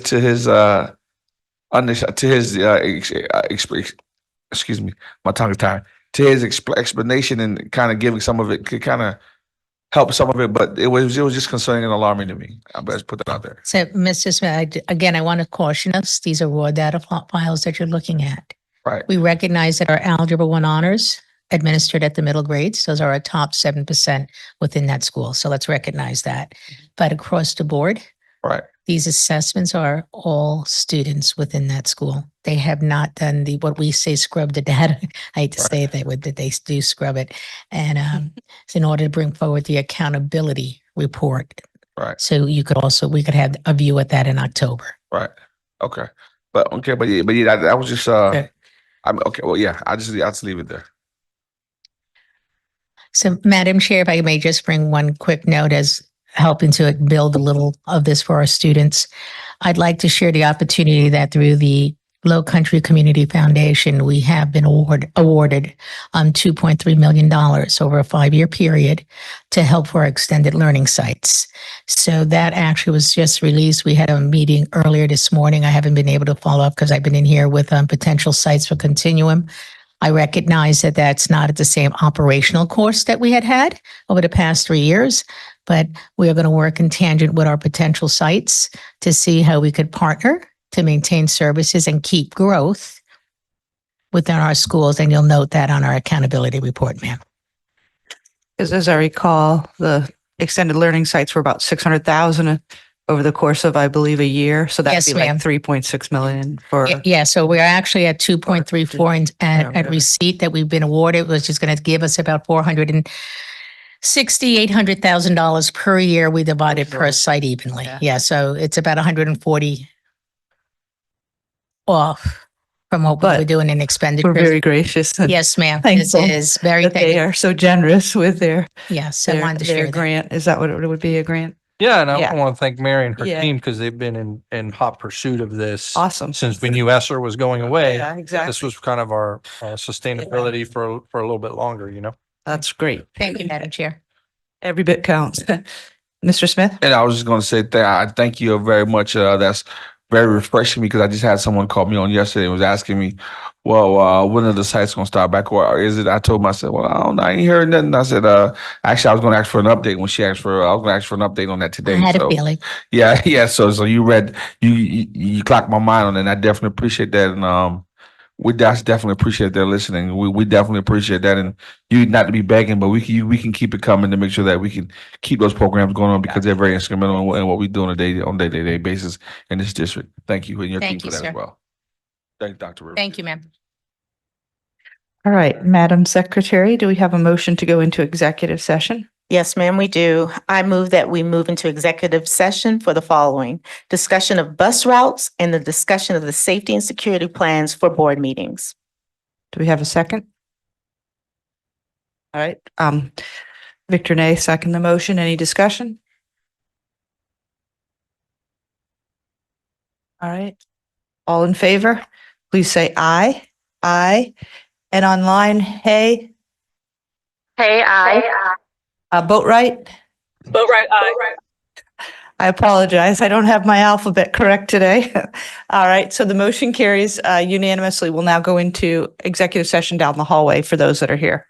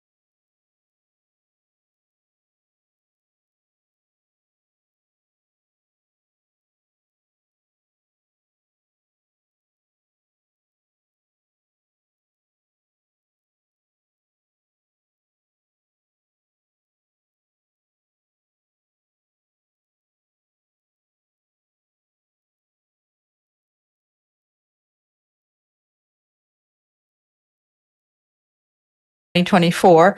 The board was just in executive session, and now we are back in public session. And Madam Secretary, do we have any action as necessary or appropriate regarding matters discussed in executive session? Yes, ma'am, Madam Chair. I move that the bus routes for the start of the 2024-2025 school year be accepted as presented. Okay. Angela Middleton made the motion. Earl Campbell seconded the motion. Any discussion regarding the bus routes? All in favor? Aye. Aye. And online, we'll go alphabetically, please. Boatright? Don't think she's there. Hay? Hey, aye. All right.